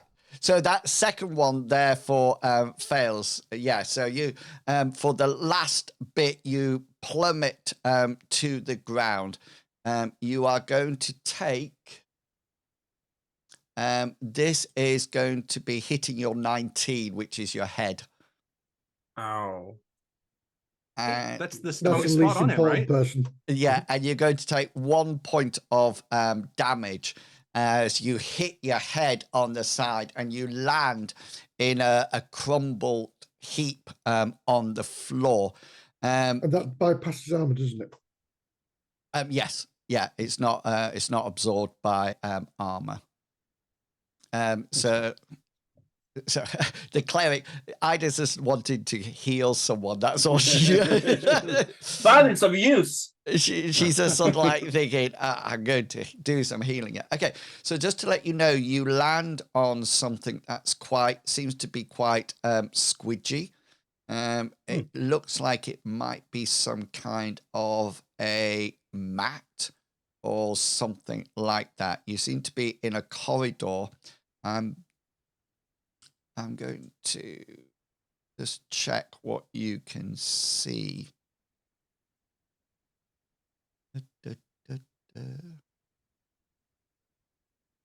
Okay, so with your dark vision, you can see that just ahead of you, there seems to be a train track, similar to the ones above. And the corridor, there seems to be a narrow bit of tunnel, and then it seems to open out. And you can't see anything. It's pitch black down there. The other thing that you notice, just roll a perception check for me, please. I'm out of luck points, so we'll see if I can perceive anything. I cannot. No. You sort of like sit in the darkness listening, but you can't hear anything. There's definitely an eerie silence down here, Brasive. And even when you decide to call up to the rest of the party, you seem to maintain a bit of a whisper because you're very much aware that you don't actually want to alert anything down here at all. I do want to take my shield off my back. Oh, yeah, of course. Yeah. So you can, once you get yourself up, you can then unsling and get your axe ready. I'm assuming I have like a either a bump or like a slight abrasion on my head. Yeah, it's probably maybe scraped down your cheek or something like that, added to your war wounds. So the other thing you know, Braces, is that the light from above is not reaching the bottom, if that makes sense. So it's not illuminating the bottom at all. Okay. So I've kind of whispered like, "Calm down, you can do it." I'm going to go next. Oh, no. Okay. I mean, yeah, I was. Okay, you go go, next. but... You go next. You okay? Okay. Okay. I'm just gonna, unless you really wanted to. No, not really. Okay. Well, let's not dally. I'm gonna get my athletics out and make my first roll, I guess. Yeah, first roll. All right. Scrambling on down. I'm good at climbing. Yeah, First one is Nice. fine. I'm so good, I'm not going to mimic my friend. Click. Don't think that clicked, so I'm just going to click it again. Psych. Oh. It's reversible. It's reversible. It's his last point of luck. Yeah, why not? I'm just going to take a little tumble. Okay, then. And spend a point to reverse that is what I meant. Oh, right. Got you. Yeah, I was just about to roll your damage and make you land on top of Brace's head. I mean, I have acrobatics, so maybe at the end I can do a little jump. Is your acrobatics higher than your athletics? No, it's 10 points lower. All right, then. Because you can actually, remember, you can replace evade with acrobatics. If you have it. That's what Cyrus does, I think. Yeah. So he has. That's why he's so dramatic with his flips. Yeah. Yes. So yeah, so you sort of like land down on this sort of like mat, and you can see sort of like the same as I described before. Just make a perception check. Me. Right. Ooh. Nice. Right. Okay then. Let me just move myself onto my map.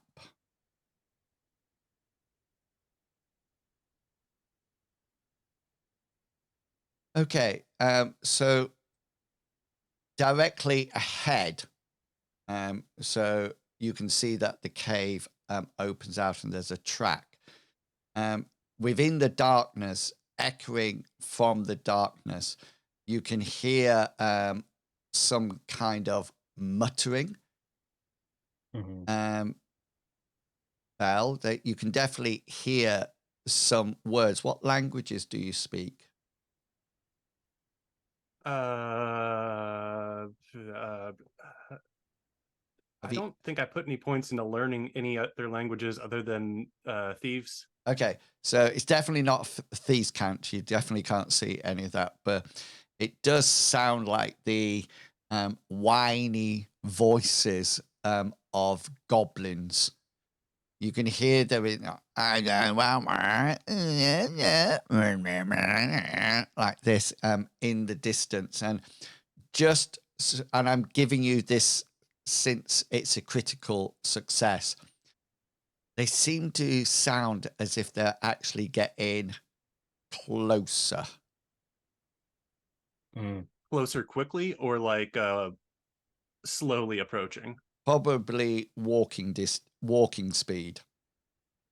Okay. Can I sneak over as best I can to my comrade and maybe try to climb him to get to his ear closer and whisper him a warning? Yeah, by all means, go for it. A stealth roll? Yeah, definitely. Well, this is the first time, I think, in any of these systems where I actually have a good chance I'm still going to fail. Yes. You sort of like try to sort of like tug at Brace's sort of like thing, and it basically goes, what? Like this, you're sort of like a shh. What's down there? I hear them talking. Being quiet. Back up at the top, with that happening downstairs, Ida and Tegan, you're still up at the top. Okay. I think Tegan should go next because I've got the light, haven't I?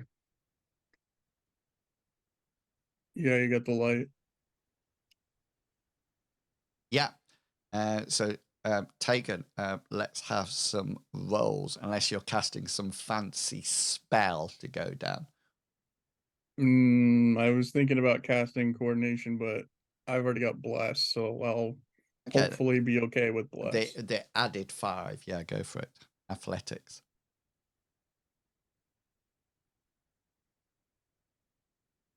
Ooh.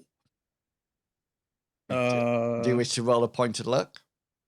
Yeah, I'll use a point of luck to re-roll that. Okay. Even though I have a feeling I'm still going to fail it. Yeah, 30's not the best. Okay. Yeah. I'm just gonna ball. Okay. Ball. That's what mages are known for. Yeah. So you your first lot of damage takes on your 18. Which is probably my head. Yes. No, it's left arm. Left arm. And that's for 5 points of damage. Your armor will absorb that. Yeah. So you'll take 1 point in your in that arm. And the second one is in your 11. That's your butt. That's my chest. Okay. Oh, yeah. Impale time. Oh, you only take 1 point of damage. So, yeah, all of a sudden, can you just roll your willpower, Tegan? I just want to see if you managed not to cry out as you fall down. Ooh. Out of wait, do I add 5 to that too? It doesn't matter. It doesn't matter. You could use a point of luck and reverse it. No, it's more fun to. I didn't realize you got a second name, Tegan Doris. Is that what? Dorsis. Yeah. Dorsies. Dorsies. Yeah. So all of a sudden, you hear Tegan comes clattering down the ladders, failing to grab hold of the first one, and comes down and sort of like lands behind you and probably says a swear word in Elvish. Go for it, Tex. Swear word in Elvish. I don't know any. No, I'm not doing it. Flower sickle. Yeah. What was? Save that one, Ida. You might need it in a second. Whoopsie daisy. You sort of like Fiddlesticks. Belle. You instantly hear the noise once Tegan hits the ground and cries out or makes that swearing noise. You instantly hear the voices stop altogether. Ida. Right, I'm going to cast a spell. I'm not sure it's going to work. It's called Group Featherfall.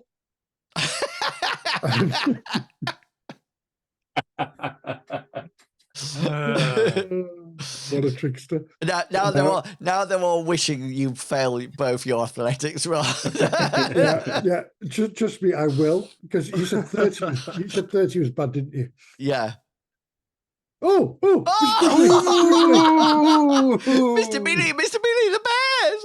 You're down the first. I've got mine was 30 because I got 5, haven't I? Yeah, you just need to do it one more time, and you're safely to the ground. God loves me. The cleric just gently goes down. No slips at all. No slips. Lisa's invisible hand was guiding me down. Okay, I'm going to just put your characters on in the order you came down.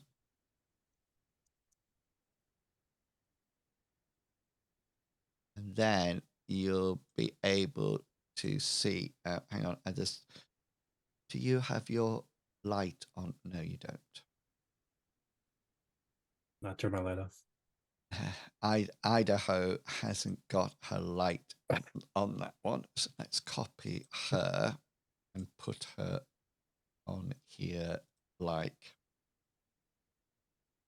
that. See, I've got olives and feta cheese, and it's like you get 1,000 olives and like 4 pieces of feta. Yeah, I love olives. I love olives. Okay, then I'm going to move you onto the map. Don't move. Okay, don't move. Just wait till I explain things to you. Okay, then. So I'm clicking on. Everybody should be able to see via the light. Is that all correct? Hold on a second. See if I can. Yeah, I can see. So yeah. So Ida, from where you're stood, and Belle and Brasive, you can see this as well. Tegan can't because he's still sort of like round the corner. Can you see this strange blue glow here? Yeah. Yes. Okay, so that is exactly what I said it is.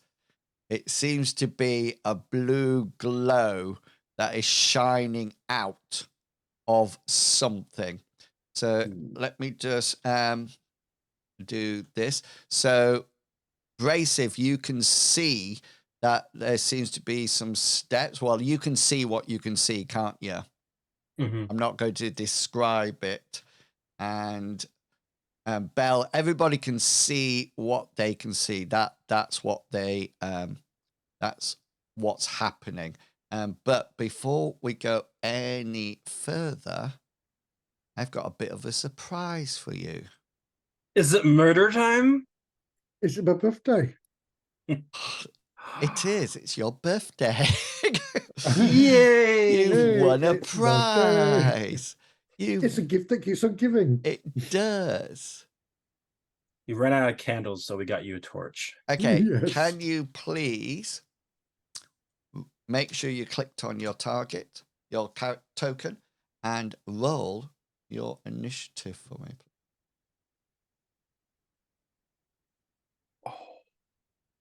Oh. Sorry. Just pressing things. Oh my God. Oh, look at Tegan up at the top there. Right. Just let me, I just need to put mine on. Not that one, because that's a different one. Right, this is the one that I need.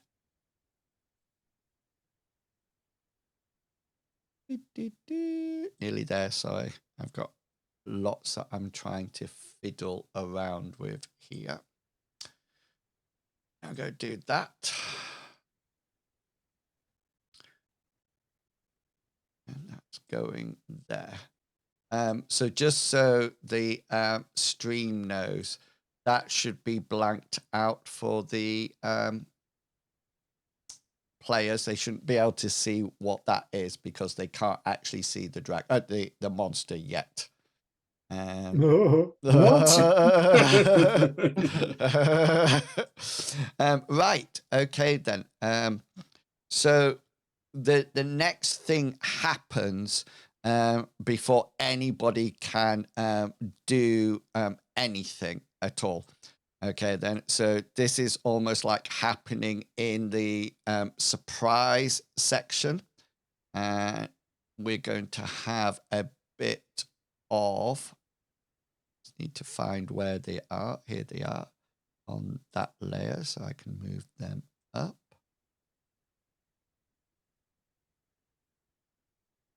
Okay.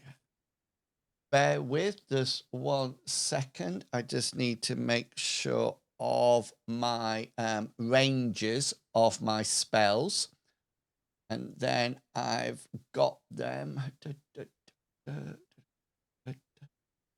Be thinking about what you're going to do. So when it comes to your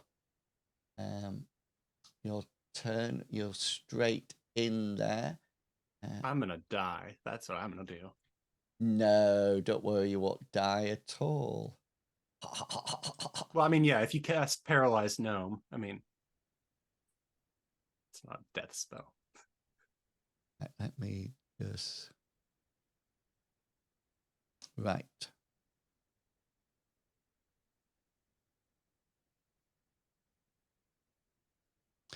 Okay, so this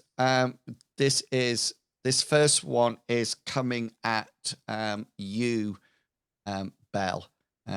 So you can't dodge or anything like that, but it misses you. And the second one comes to you, Braceive. Braceive, are you warding a location? What's that mean? That means you're not. Ooh. Uh-oh. Yes. Depends on where it hits, I guess. So, out of the darkness, you can probably just see them as they come into your dark visions, and you slowly prepare yourself. These creatures are already running, and they hurl short spears at you. You see it coming, and Belle, and luckily the aim was off, and it hits you. It doesn't hit you; it just hits the wall next to you, or maybe this post in front of you. However, the second short spear comes flying through the air and hits Brasive in his 10. Hold on, where is this 10? What direction are the spears flying in from? From straight ahead. Like east? If it's being covered by my shield, that area. That's what ward location and passive blocking is about. Yeah, I have passive blocking because I have my. Remember, I said when I landed, I said I take my stuff out. Okay, so let me just check you. So on your character sheet, have you?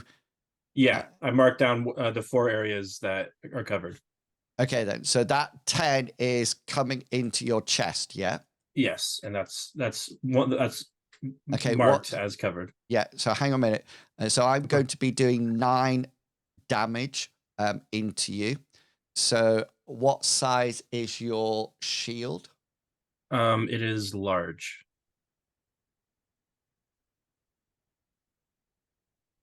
I think. What kind of shield have you got? It's a round shield. Okay, hang on, because I've got the thing open here. A round shield. Yes. So this is a large shield. So you got a passive blocking over 4 bits. Yeah.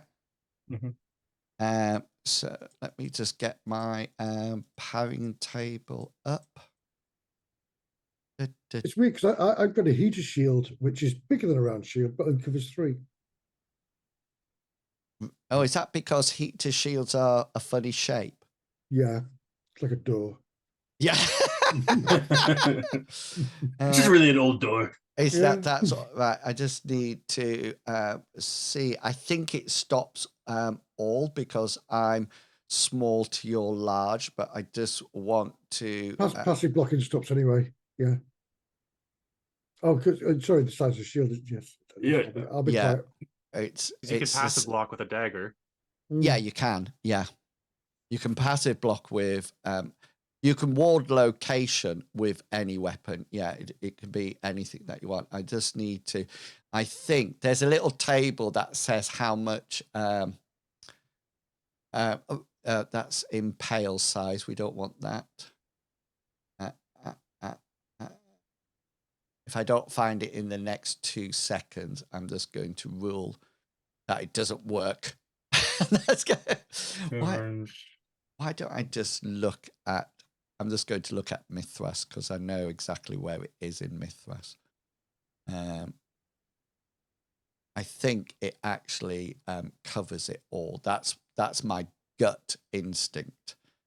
But I just 87 is it? 77 on or see weapon size. Weapon size, but damage reduction here we go. Powering with an attack weapon of equal or greater size deflects all the damage. Yeah, so it sort of like flies into you, and luckily your shield is on and it's large, and this 9 points of damage just hits your shield, and let's just.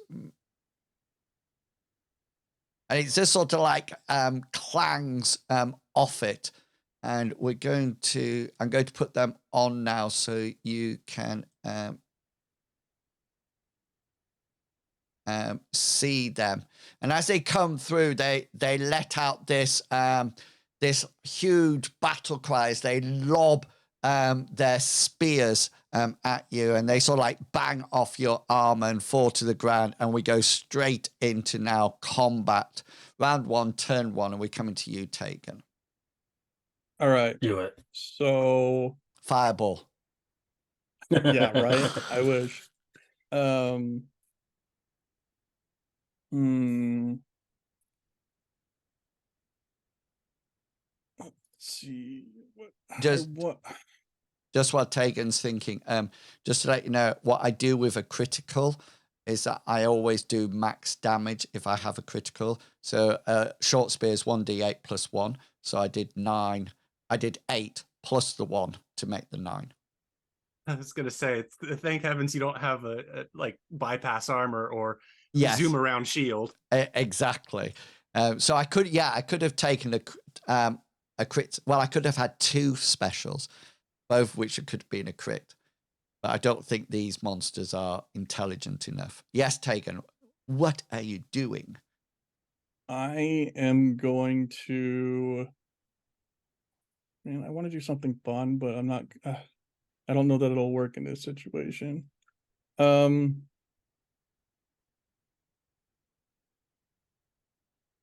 going to cast, I guess, magic missile twice or once, but hit 2.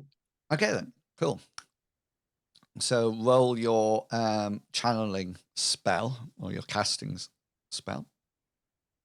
Roll. Yeah, that I do.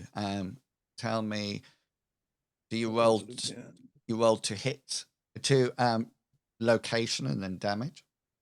Yeah, 1d6 plus 1. So is one going into one and one the other, or is there 2 going? Yeah, into... it's split. Yeah, nice. We said roll. And we need to roll it twice or just once? So this is, you're going to roll it 1 for one goblin and 1 for the other goblin. So that's 7. Okay. 7. And so one goes into one of them, the one at the top, it goes into their 7, which is the abdomen, and the other goblin, it goes into its head. So I need some damage from you, please.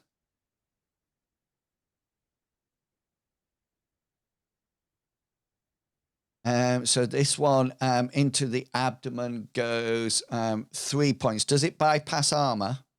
Yes. Okay, then that's cool. So I'm going to call this top goblin, just so everybody knows. This is going to be Goblin 1. Okay, you should be able to, and that's Goblin 2. So what was that? 3 points into my chest. Ouch. Yeah. Next, second goblin. This is going into his head, so I need some damage into that.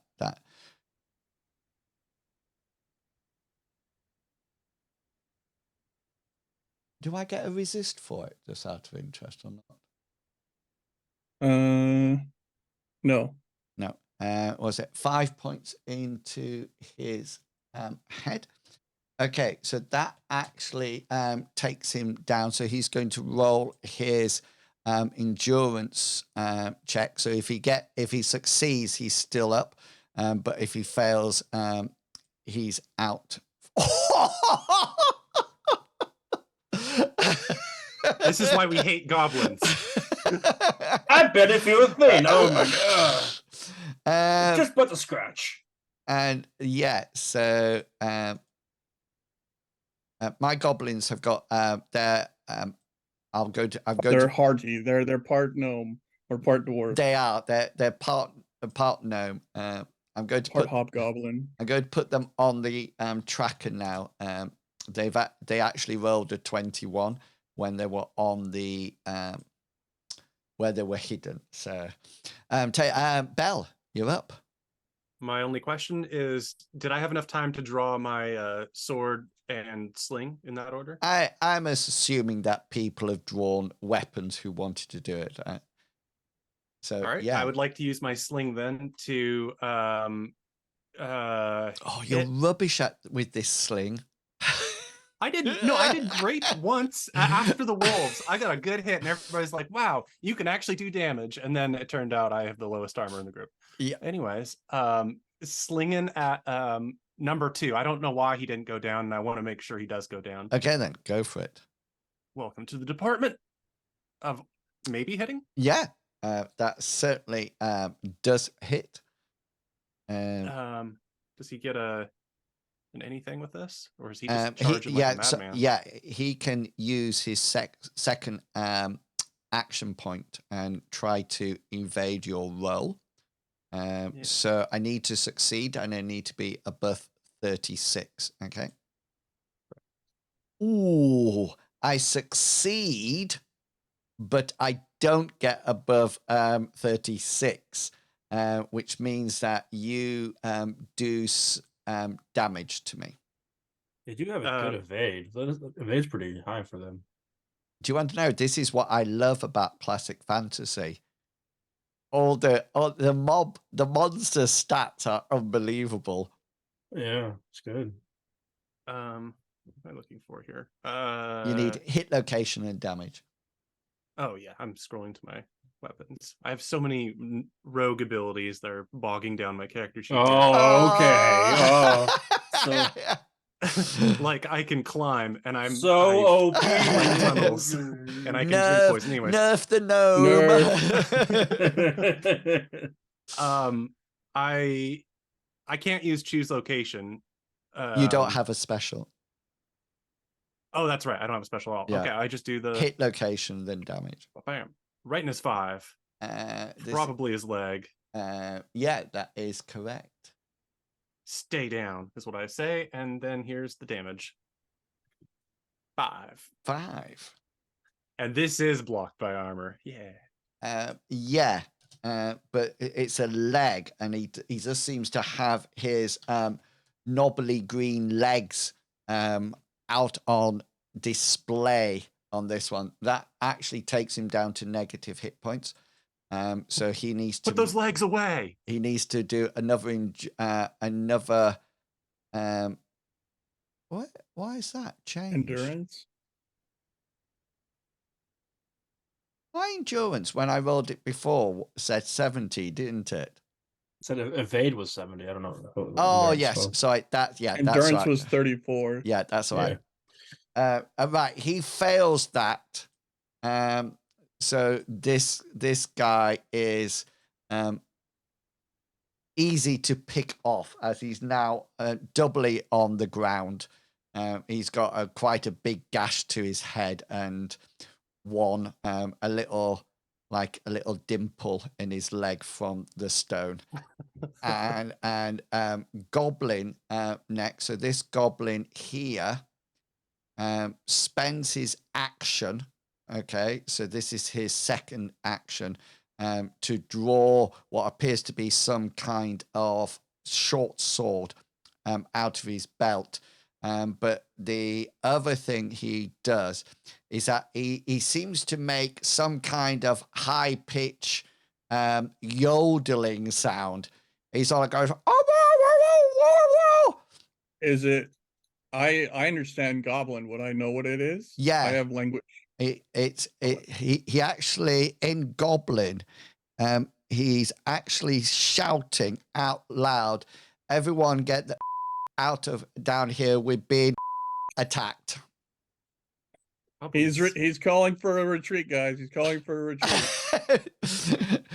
He seems to be summoning the rest of the band. Everyone get down here, please. We're being attacked. Thank you. Ida, you're up. Yeah, I relayed the right thing, not the. Right, so nobody moved forward, did they? Correct. Yeah. So shield and mace in hand. Stepping forward. Yeah. I'm gonna hit the one here.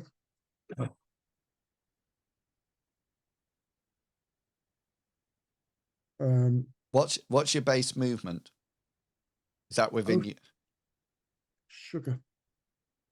Because they're like 1,000 feet squares, aren't they? Yeah, they're 10-foot each one of them.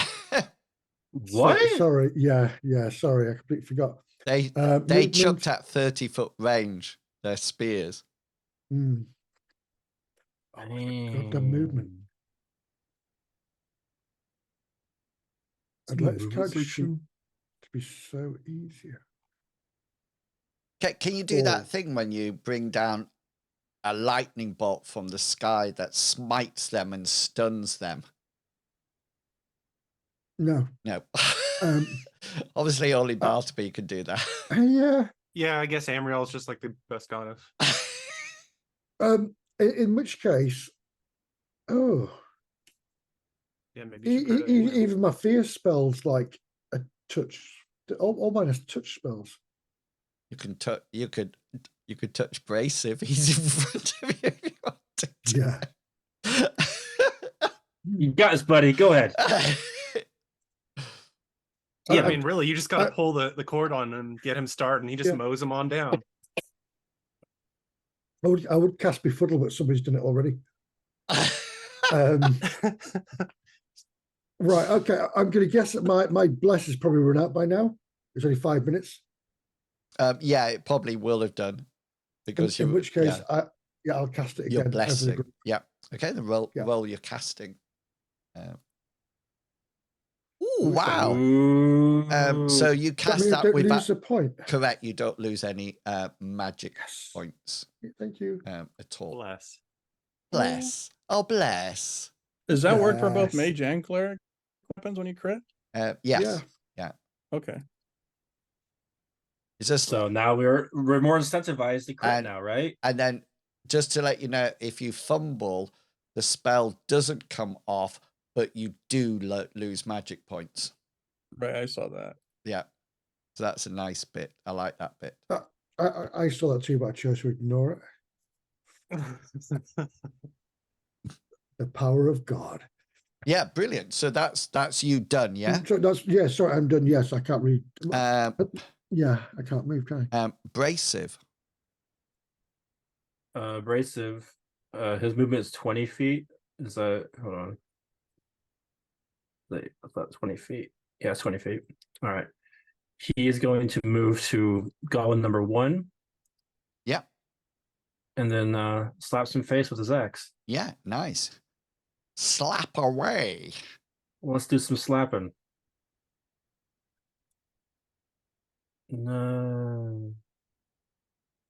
The name of your style. It's not even all capitalized. Smacking with the sharp end. Nice. Are you using a point of luck? I don't have any points of luck. I use it trying not to fall. So we slap him with the slong. And that's the end of turn 1. So we're coming up to turn 2. And Tegan, you're up.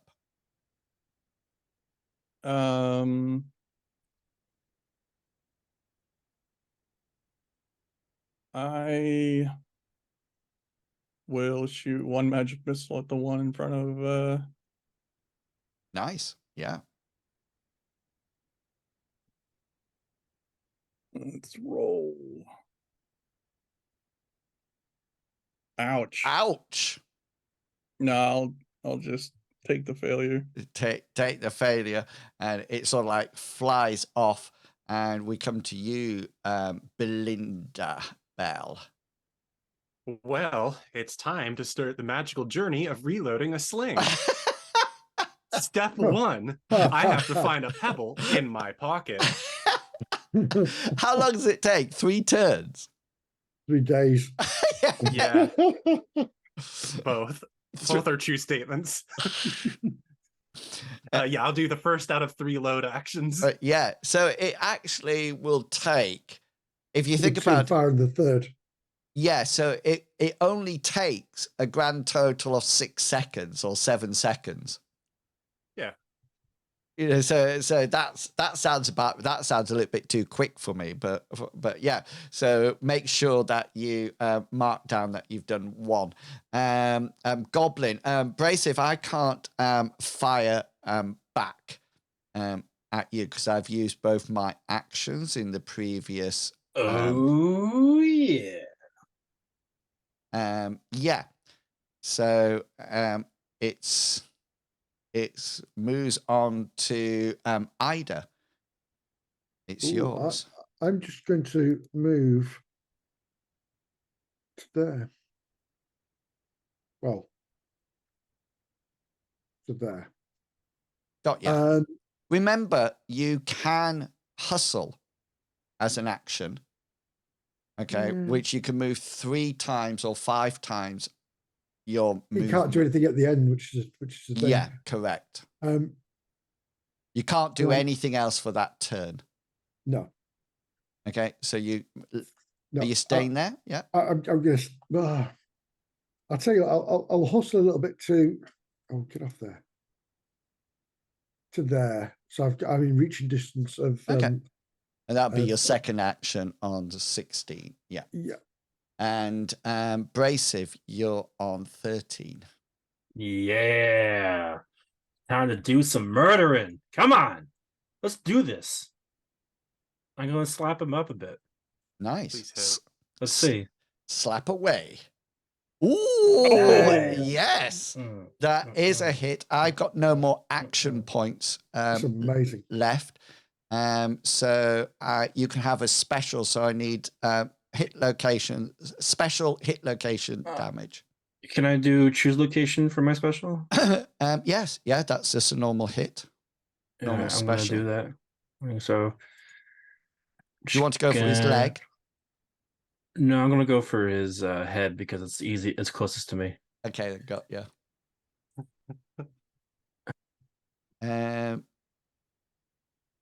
8 to his head. What number is that? 1. Yeah. Or 20? No, it's 20. 1920, yeah. Say again, sir. 1920 would be his head. No. Should be. Is he upside down? When I did my magic missile and rolled a 20, hit his head. I thought Brasive was. He's a biped, isn't he? Hang on a minute. Were you using choose location? Yeah. Head. That's what I presume, you know. So you're doing 8 points of damage to the head, yeah? Yeah. Yeah. Well, I'm not too sure where the 20 comes into it. That's no 20 is is that 1 or the 1920 is you asked us where it was. The location was. Yeah, location. Like what number it was. I knew because I've already reduced the armor on that to -4. So that's -4. So this is my endurance check, which he fails. Let me just get on because I was on my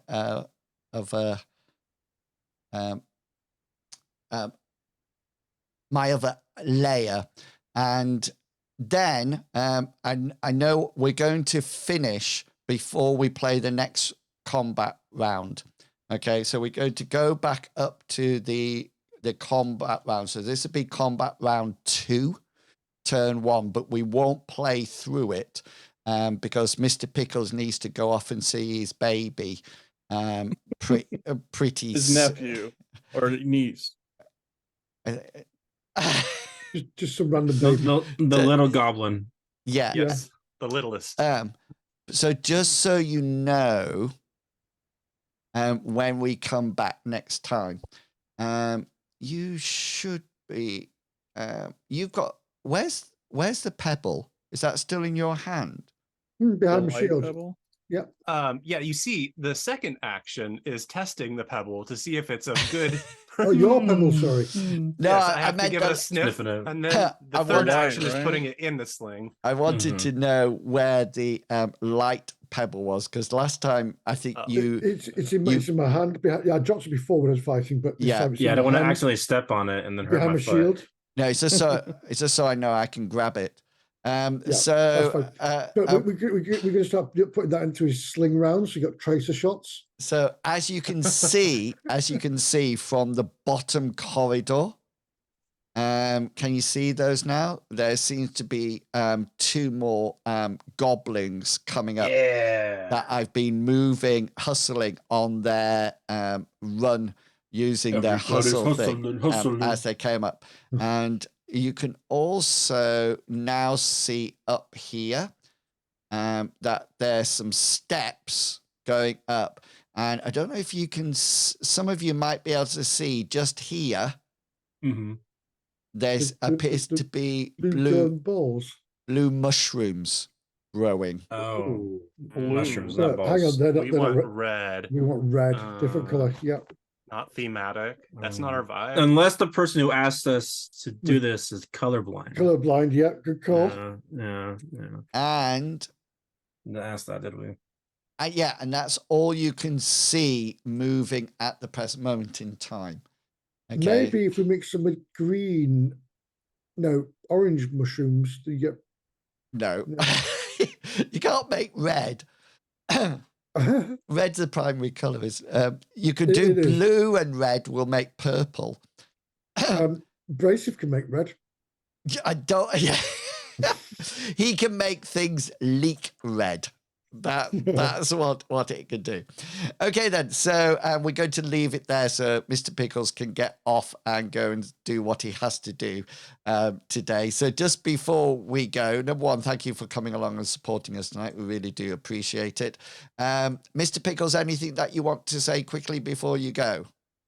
Podcast, and I took that personally. It's on Apple and Spotify, and we have new episodes every Sunday that are just bonus episodes. We're going to have a real episode out. We're on to the Ginger Dead Man part of the bonus episode series, so it's becoming unhinged. Racist. It has Gary Busey in it. Of course it did. Excellent. Yep, and that's my line. Go baptize your child. Medivac. Yeah, sorry. We've had a brief hiatus this week because of family emergencies, and we will be back on Monday with Cyberpunk's Red, and on Thursday with Warhammer Fantasy, both at 7:30. Excellent. Captain or Tegan, if any of you got anything to say. You go ahead first. No, I'll pass it on to Captain. I'm gonna be live streaming getting crunk at Chuck E. Cheese. This Sunday, getting crunk at Chuck E. Cheese. What's crunk? Yeah, I'm gonna. It's like when you dancing hard while also getting drunk. I will I'll live stream it. I'll see if for every $1 donated, I will drink a shot of Bud Light, and then hopefully with enough dollars there's a full Bud Light. And if enough Bud Lights, I will maybe fight the teenager in the Chuck E. Cheese costume. So we'll see. I might also get lost and piddle in the ball pit, but just so you know, as soon as you started to talk, people in the chat started to say thank you for the adventure, and they're just leaving. If you want to catch any of the previous adventures, then please do go along to the YouTube channel. They are all up there, including our character generation. We'll hopefully be back next week when we'll be able to see what actually happens on the mines and whether or not Belle is right to have a mortal fear of goblins. Until next time, look after yourself and stay safe. And I'll catch you all next week. See you later. Bye. Say goodbye, people. Goodbye, people. Goodbye, people. Sorry, I'm a little nervous. Bye.